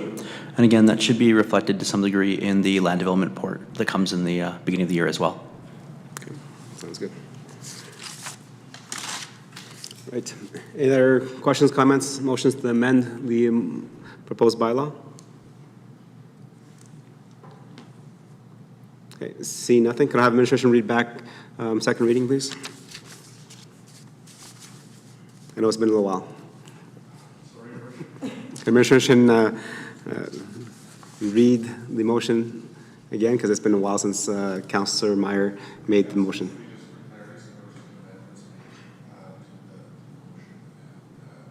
Council at this point is being asked for, we'll be voting on second reading. Of course, 3 readings are required, but second reading with the 2 amendments. Was it the amendments you wanted to just be clear on, Your Worship? Yes. That what was changed? Okay. Yes, just to make sure that it's clear. Because it's not captured there, so on the motion it just says as amended. So if we go back to our history records, nobody has an idea what those amendments were. Yes, Your Worship. So the land use bylaw as amended will include the First Amendment, which was to increase the narrow lot widths in R4, R5, and R6 districts by 2 feet. And the Second Amendment was to have a pilot area for zero lot line developments. And this would require council to approve an area that would be allowed for zero lot line developments, and it would add specific sections to the land use bylaw, which would be section 3.25.0.12, Zero lot line development is permitted solely as shown in figure 3.25.0.13 as shown on the slide, and add a figure 3.25.013 lots allowed for zero lot line development. Okay, thank you. And before I call the question, I think earlier in the conversation, Deputy Mayor mentioned something about, there was some wordage about recommended to something more permanent in terms of making sure that people, if we do the pilot, that people are aware that it is zero lot lines and not something else. Deputy Mayor, did you want to make any of those comments? Thank you, Your Worship. So are you referring to page 239, I believe is what it is? Let me just check here. So wording in there that would put some of the onus on the developer to make sure that they are clear with the people buying their property. I'm not sure of the total wording or how it would be done, to be honest with you. But basically, rather than the town making a small recommendation, that we actually have something that the developers would be required to put out to the people that are buying within that area that's specific to the development. Okay, thank you. Your Worship, if I may provide maybe a bit of comment and somewhat advice. So, given the motions that have been passed and that the requirement to come directly to council for a pilot project, I think, I guess I would suggest, a course of action here is that administration notes those questions, comments, and that upon such time as a zoning change for a zero lot line specifically comes to council, I would ask, I would expect that our staff would have the time then to determine the wording that would be included, whether it, it absolutely needs to be in the land use bylaw, or if there's another way to make sure that requirement is put in place through development agreements or so on, some other way. But as opposed to, I guess, Your Worship, my advice, as opposed to, trying to wordsmith that into the bylaw itself right now, I think we can trust that the staff have noted that, and it'll be clearly brought back to council if and when that time comes. Okay, thank you. And it goes back to the original page that Deputy Mayor referenced earlier, which is page 296, point number 7, where it is actually a recommendation from our own staff. And it says, we recommend that the town provide educational materials about zero lot lines. And I think the commentary was that we don't recommend, you must. And it's not at our expense, but at the developer's expense. So it'd be like the developer must provide educational material. It's that simple. We're just trying to figure that out here because when we approved the bylaw with amended, there is no mention about the developer providing that information on zero lot lines. It still is recommended that the town provides that information. Administration? Your Worship, there will be a proposal that comes into the town and it will have to come back to council. The map will have to be changed and we will investigate wording for that, to capture that motion, and it will be included either with the map or whatever tool we think is appropriate to achieve the outcome you desire. Okay, thank you. Deputy Mayor, are you satisfied with that? I'm satisfied with that, yes. Thank you. But Councilor Hansard? Yes. In the very beginning, when we started this, there was some talk that this motion to pass this land use bylaw would have to come back because we needed changes. Could you clarify? Has all of our debate and the amendments changed that, and now we can move forward with this evening to completion, or are we still going to have to see something come back to us? Right, so Councilor Hansard, we're doing second reading, so hopefully we'll do third reading tonight as well. Therefore, the narrow lot lines come into effect, but no zero lot line development until it comes back to council with kind of the list of conditions and the application from a developer. So we won't be passing this through to finalization Yes, we are. on third reading, so we Yes. don't need unanimous consent. We don't because we did first reading a while back. So I we're not doing understand. all three readings tonight. I understand. Councilor Laurie?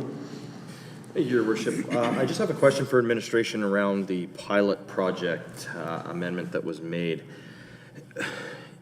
Are we limited to a singular project?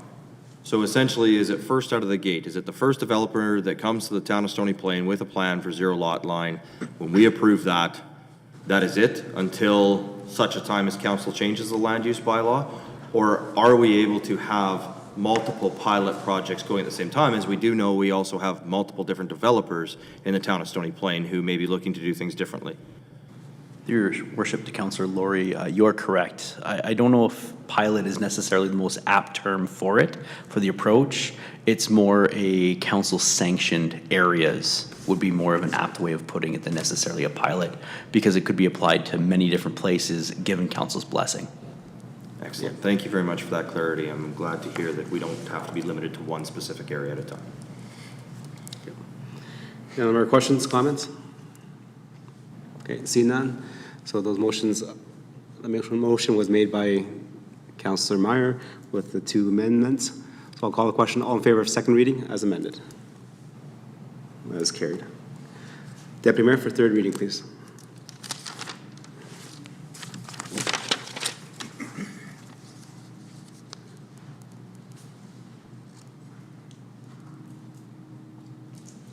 Yes, thank you, Your Worship. The Town Council give third reading to bylaw 2654/LUO/22.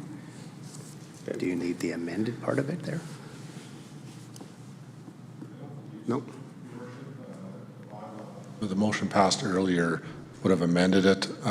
It now exists as amended, so this would be third reading to as presented or. Thank you. Okay. Thank you. Administration, any other comments?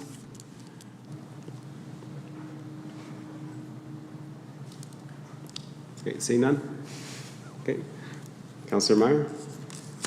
Thank you, Your Worship. I thought I'd speak up since I've been pretty quiet on the subject. To be truthful, I haven't had very strong feelings exactly where we landed on this one. I am glad to see that we are taking a tentative, prudent step towards giving our developers a little bit more to work with, as well as a slightly more bold approach, I would say, to test drive zero lot lines.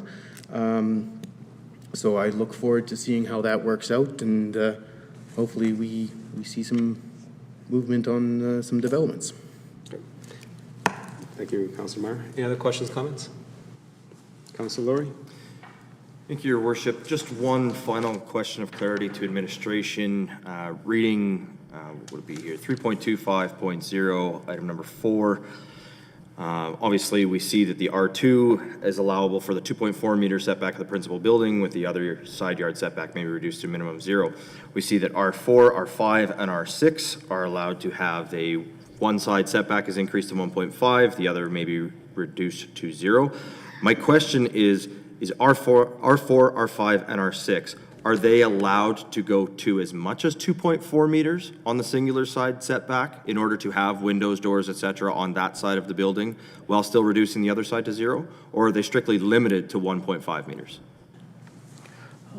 Through your worship to Councillor Laurie, there is no restriction in terms of how much of a setback to a building from a side yard there is. This is just a minimum amount, so there is no maximum.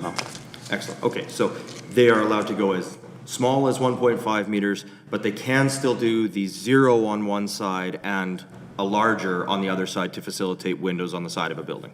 That would be correct. Excellent. Thank you. Councillor Laurie, any other comments? Okay, no questions. So again, before I call the question, I just want to thank administration for the work that they did to bring this forward. Again, this is a large change within the town of Stony Plain, and definitely needed in terms of what we've seen in cost, in terms of rising costs, and making sure that we have affordable housing types for many residents of the town of Stony Plain. I appreciate council taking a prudent step, as Councillor Meyer said, taking the big jump off the cliff may not be a great idea, so taking incremental steps down to make sure that that does fit the uniquely Stony Plain destination, and making sure that we maintain that small town feel and culture within the town of Stony Plain. With that, I'll call the question. All in favor? Third reading? And that's carried.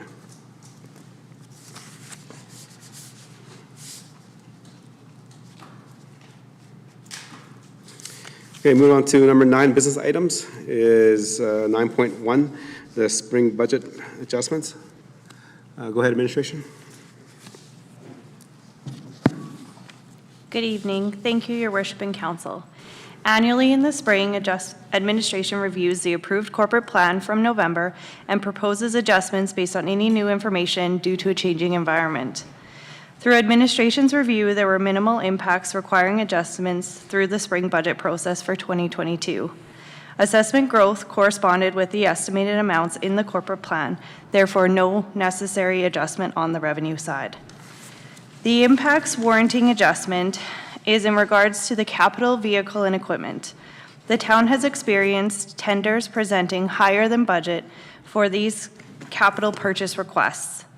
Administration has closely reviewed the equipment needs for the organization and adjusted to ensure the least amount of impact to the capital reserves. The net implications spread between accessible transit, recreation, and public works is $51,880 as presented. Administration recommends funding be serviced by the Capital Equipment Reserve. If the funding is approved as presented in the motion, the revised Capital Equipment Reserve balance at the end of 2022 will be adjusted to $315,000. Adjustments approved as presented in the motion would not have an impact on the taxation rate. The tax rate bylaw will be presented to council within the next month. Okay, thank you for your presentation. Members of council, any questions and comments regarding the proposed motion and the presentation by administration? Councilor Laurie? Thank you, Your Worship, and thank you, administration, for the presentation. Hearing that the increases are for capital vehicle purchases or capital vehicle and equipment purchases, obviously we have heard much over the last 6 months to a year about the supply chain issues and the challenges around the procurement of certain parts for the construction of vehicles, which has driven up the demand as well as the cost of vehicles. I'm wondering if administration had explored the option of a deferral on some of these replacements rather than continuing with the replacement during the high cost, given the fact that the delivery of these units could also be significantly and severely impacted by those same shortages that are driving the price up. Thank you. Thank you, through your worship, to Councillor Laurie and all of council. There were originally 4 vehicles on this plan or presented in the corporate plan, and we, as the administration, reviewed the needs for the organization and the status of those vehicles and did defer one. And this, to lessen the impact, it would have been a larger impact if we did not defer one of those vehicles. Okay. Thank you. Councilor Loynes? Thank you, Your Worship. I was just curious, you said you deferred one of the vehicles, but what happens to the vehicles once we replace them? Sorry, I gotta get my train of thought together. Yes. What would become the equipment replacement policy after the fact? When we replace this said equipment, what happens to what we're getting rid of? Do we sell it? Where does it exactly go? Yes. Thank you, Your Worship, through you, to Councillor Loynes and all of council. We do have a internal process, and so there are different options. The main options that occur are trade-in. If the value that we're getting at trade-in is not what we feel is market, there are other options. We have some government auction sites that it can go on, or sometimes we do send it straight to auction, a public auction. So we do explore those avenues. Okay, anything else? What equipment exactly are we replacing? Share through you, Your Worship, to all of council. So specifically in this presentation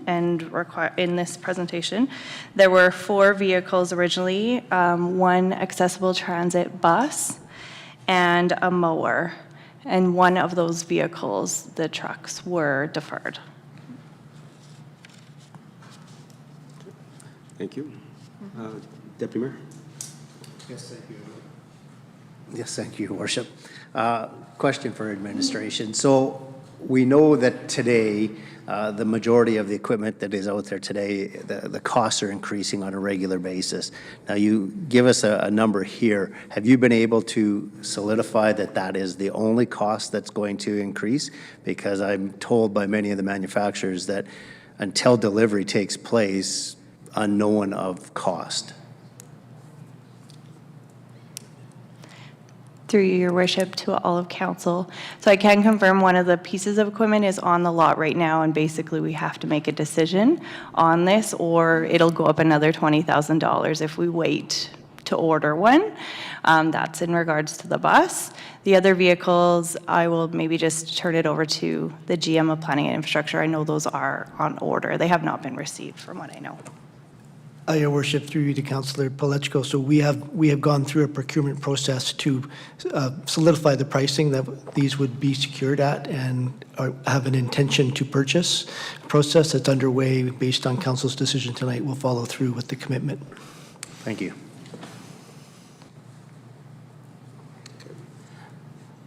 Go ahead. Thank you, your worship. I was just wondering, could Min please tell me, when did we realize that we were requiring this new equipment, and how long have we been trying to procure it to begin with? Can you repeat the question? In terms of capital replacement, so when was this scheduled? And it came to the corporate plan, but then how often are we tracking this to be replaced? Okay, so we have your worship, through you to Councillor Loyens, we have a extensive list of equipment, and through the corporate planning process, we identify items which should be replaced. Many of them are beyond the recommended date, or we look to see if we can extend them another year or two based on discussions with our mechanics. So the equipment you see here was recommended to be replaced. However, when we got the pricing back, we realized that there was a shortfall, so we adjusted it down by 1 unit, which would be recommended to be replaced next year. So we've deferred it 1 year based on the funding plan. So every year we go through the same kind of process where we look at the fleet, talk to the mechanics, determine which units are the causing us trouble either with parts or potential service issues which impact our service levels, and then we come up with an adjusted plan annually, and that goes into the corporate plan. Yeah, Your Worship, and I'll maybe just add quickly to it, and then in practicality as well. So all that leading up to the corporate plan, once the corporate plan's approved, the staff will, they'll have estimates and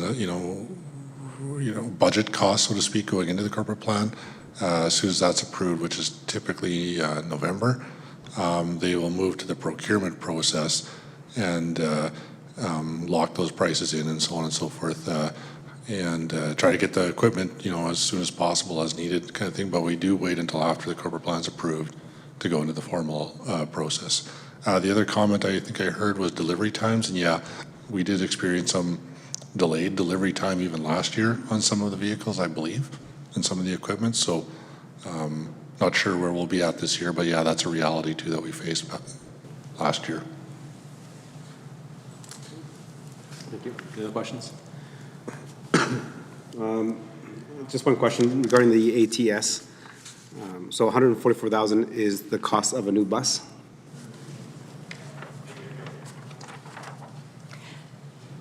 That is correct, your worship.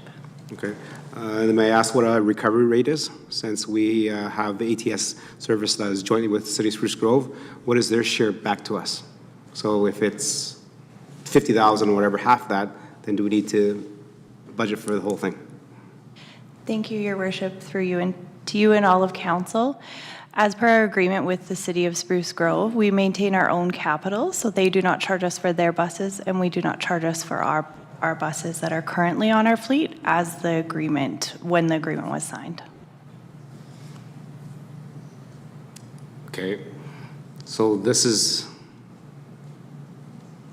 a bus that we already had replacing. So since we have an agreement to do this service together, wouldn't a new purchase to replace any of our fleets, either with our own 2 or City of Spruce Grove's 3, wouldn't that be a new purchase?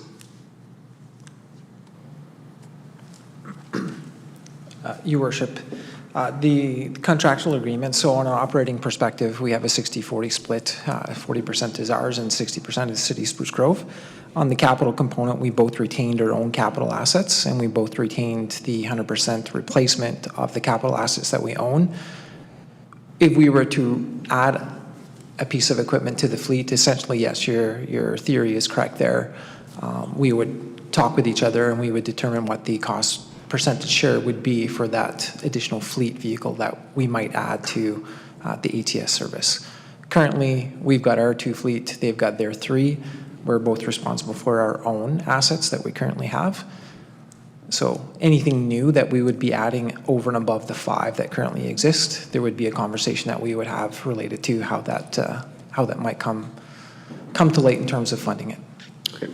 So from my understanding then, if the service level increases in demand for another ATS bus, then that new bus to increase the service will be split based on our percentage. We would have a conversation with the City of Spruce Grove and arrive at some agreement on that, correct? Okay, thank you. Okay, any other questions? Don't see that. Okay, sorry, Councilor Laurie, go ahead. Thanks. I know I'm a little far away with those shades on tonight, so hard to see me. Yeah. Just a question through you to administration in regards to this. Obviously, with the increase in costs comes an increase in microscope on have we explored all avenues of funding. We know that through both the provincial and the federal government, there are some significant transit grants available for capital purchases. Asking if we have considered any of those, if we applied on any of those, how that's been managed at this point in time, or if we need to approve this to purchase them and we will still work towards applying on those, which would hopefully help replenish the reserve. Thank you, Your Worship, through to Councilor Laurie, and unless the General Manager wants to correct me, I don't believe at this point that we had any grants out there on this particular type of a purchase is what I'm hearing. So I guess that the quick answer is no, we didn't pursue that at this point. Okay, I will send over some information. Okay. Any other questions, comments? Nope. With that, then I will make Councilor Loynes make the motion, please. Really? Okay. Town Council approved capital purchase increase in the amount of $51,880 funded by the Capital Equipment Replacement Reserve. Okay. Thank you. Is there any debate on the motion? See none, I'll call the question. All those in favor? Okay, and that's carried. So nothing. Moving on to 9.2, the strategic plan and corporate plan Q1 update for 2022. Go ahead, administration. Good evening, Your Worship, and all of Council. Provided for your review and consideration this evening is a report on the strategic plan and the corporate plan progress of key initiatives for the first quarter in 2022. The details of the progress report are included in the agenda package beginning on page 397. However, I would like to highlight just a few items that have demonstrated the advancement in support of both the strategic and corporate plan.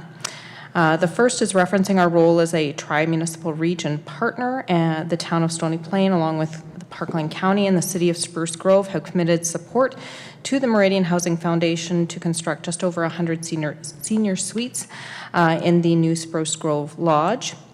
In support of our local business community and economic recovery efforts, a couple of new programs have been launched, the Digital Economy Program and the Tourism Ambassador Program.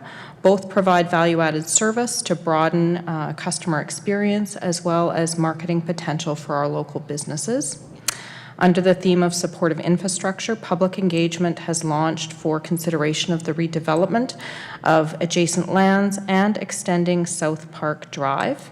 As well, the detailed design is underway for the new Community Recreation Center and Old Town South redevelopment.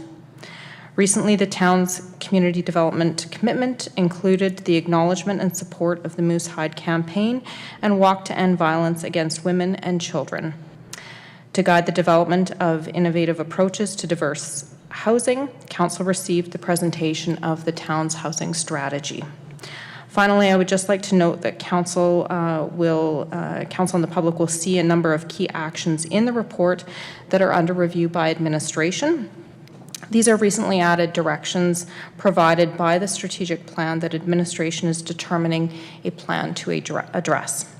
Those are my comments with regards to the report, and we'd be pleased to answer any questions of council at this time. Thank you, Your Worship. Thank you. Members of council, any questions for clarity, understanding, and what happened over the last quarter? Okay. See none. Again, on behalf of council and administration and our residents, thank you for providing the update. As you know, 3 months has gone by fairly quick, and in the blink of an eye, we'll be celebrating Christmas again. So it's good to have the reports coming back on a regular basis so that we can see what we've accomplished, and then again, kind of share that with our residents, because the residents are busy living their lives and they're not really worried about this stuff. So it's good that the reports come every quarter. Councilor Laurie with the motion, please. Thank you, Your Worship. I'll move the Town Council accept the Q1 2022 Strategic Plan and Corporate Plan Report for information. Thank you. Any debate? Call question, all those in favor? Okay, and that's carried 7-0. So move on to council information and council discussion. This is the time that council can update members of the administration or just provide some comments that they've seen in the community. Councilor Laurie, we'll start with you. Thank you, Your Worship. Two quick things tonight. First and foremost, I just want to say we've seen the start of the Francophone Starter School over by the old memorial lands there. So great to see that underway, and looking forward to that being open and operational here for the upcoming school year in September. The second is just in regards to some conversations that we had tonight around service level review of some of our emergency services. You mentioned several times that we can review that, that will be coming in a review. I'm curious, when is that review scheduled? Okay, so we have a fire services master plan. Administration? Your Worship, through the Councilor Laurie, so absolutely we're looking at the fire service and what the future of that might entail and what those cost implications might be in this current calendar year. So how that comes to council or transact, we have some conversation to have internally about what that might look like. But certainly we are looking, and as our community continues to evolve, it's something that we need to keep our eyes on and our focus on for sure, because definitely at some point Stony Plain will transact to a more full-time service with that particular and enforcement services is just not fire, it's also our RCMP complement and our CPO complement, which you've seen in our corporate plan last year in terms of an additional CPO. So all three of those functional areas will be continued to be looked at. Sure. So it'll be this year. The CPO, the Community Peace Officer definitely is part of our corporate plan, and it has been last year and will continue to transact through this year. RCMP, we do an annual plan with Inspector Locken in terms of staffing as we continue to move forward. And we also do have a relationship with the City of Spruce Grove in terms of the complements related to that particular detachment. And then, yes, this fire department, we are doing some work on that currently as we speak. Okay. I think it's a good time to actually have those conversations, as Parkland County has just recently built and opened a new fire building in Wadman. So that may be something I would consider. Thank you, Your Worship. And just to follow on that, obviously there are going to be models that involve cost changes and cost increases. I'm also interested to see potential plans coming back that include working with our current budget, working with our current complement, and how we can defer the way we deliver service in order to provide more reliable quality service to our residents as well. So hopefully we see a broad variety of options when that comes back to us. Thank you. Thank you, Councilor Laurie. Councilor Loynes. Thank you, Your Worship. Just a couple things. I wanted to send out a reminder that on Friday, the Stony Plain Easter egg hunt will start, and for all the kids to go and try to find a special Easter treat, as well as because we don't have a meeting next week. Next week is Pitchin' Week, and the Stony Plain residents, schools, and other organizations are encouraged to volunteer their time to perform a cleanup in the community. And a question to admin, with it being spring and we're talking about cleanup and things like that, do we have any set date for the annual treasure hunt? Thank you. Thank you for those comments and reminding us. The treasure hunt administration?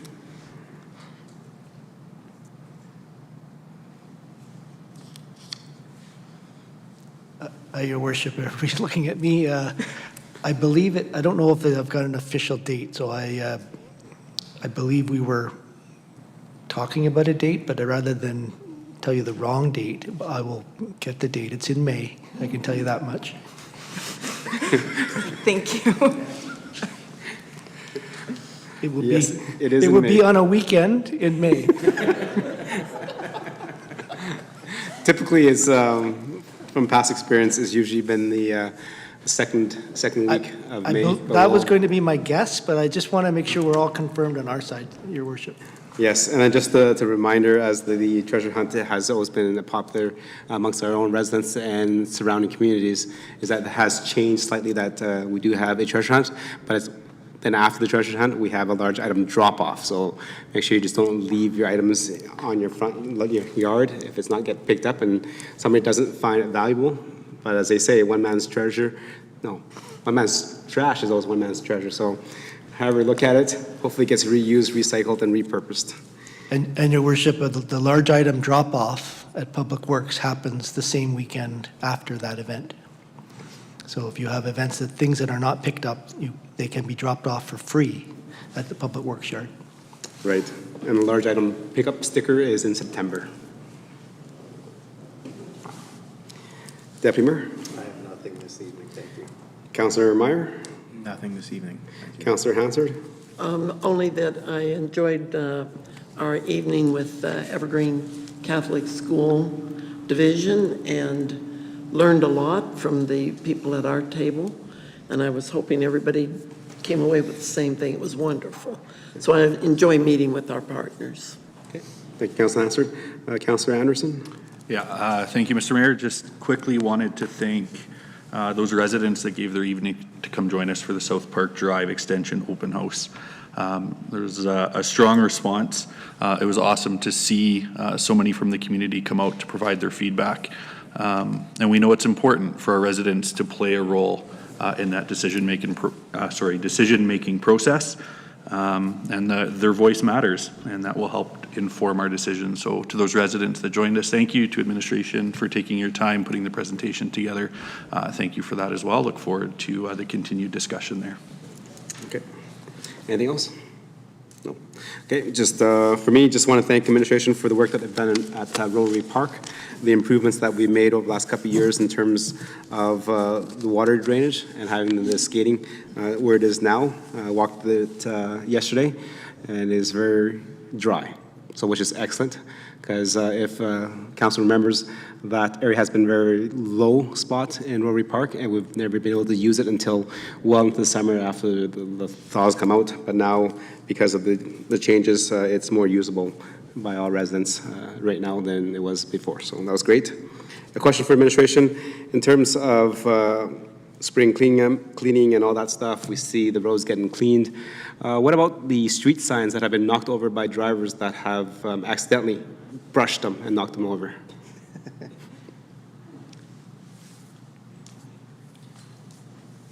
Your worship, are you talking about the highway? Yes. We will let highways know their signs are down. Okay. Thank you. And my next question to administration, the federal budget was released a couple of days ago. In looking at that and fitting perfectly what we talked about today in terms of the land use bylaw, there is $4 billion that has been allocated for housing acceleration fund for providing more residential housing and affordable housing. There's also been $1.5 million earmarked for the Rapid Housing Initiative, which I think bodes well in terms of making sure that people do have a house to live in within our communities. And also, they're accelerating the rental construction financing initiative and natural housing co-investment. So has administration looked into that to see how that affects our housing strategy, and if there's any way that we can accelerate some of those projects with the new funding that's been announced? Yeah, Your Worship, I can probably speak a bit to that. So, has administration looked into that? Yeah. A quick answer, yes. When we saw the budget announcements, heard the announcements, I think, one way of putting it, there was quite a bit of housing supports across the board in the federal budget. So certainly aware of that. Have we delved into the specifics of the programs or how they may or may not apply? Short answer is no. I have not done that yet at this point in time, but I would expect our friends and over at FCM and AUMA, we'll probably start getting into the details of those programs and providing some information. So I would expect we'd hear more that way. We may have to, spend a little more of our own time and a little bit of our own time over the course of the next 6 to 18 months, kind of seeing how a lot of that stuff affects us directly and what abilities there are within those programs for us. So. Okay, thank you. And that's it. So again, that comes to the end of our meeting. So we are adjourned. So great work, everyone. Thank you for the comments and debates and making sure that our community continues to move forward. We're adjourned.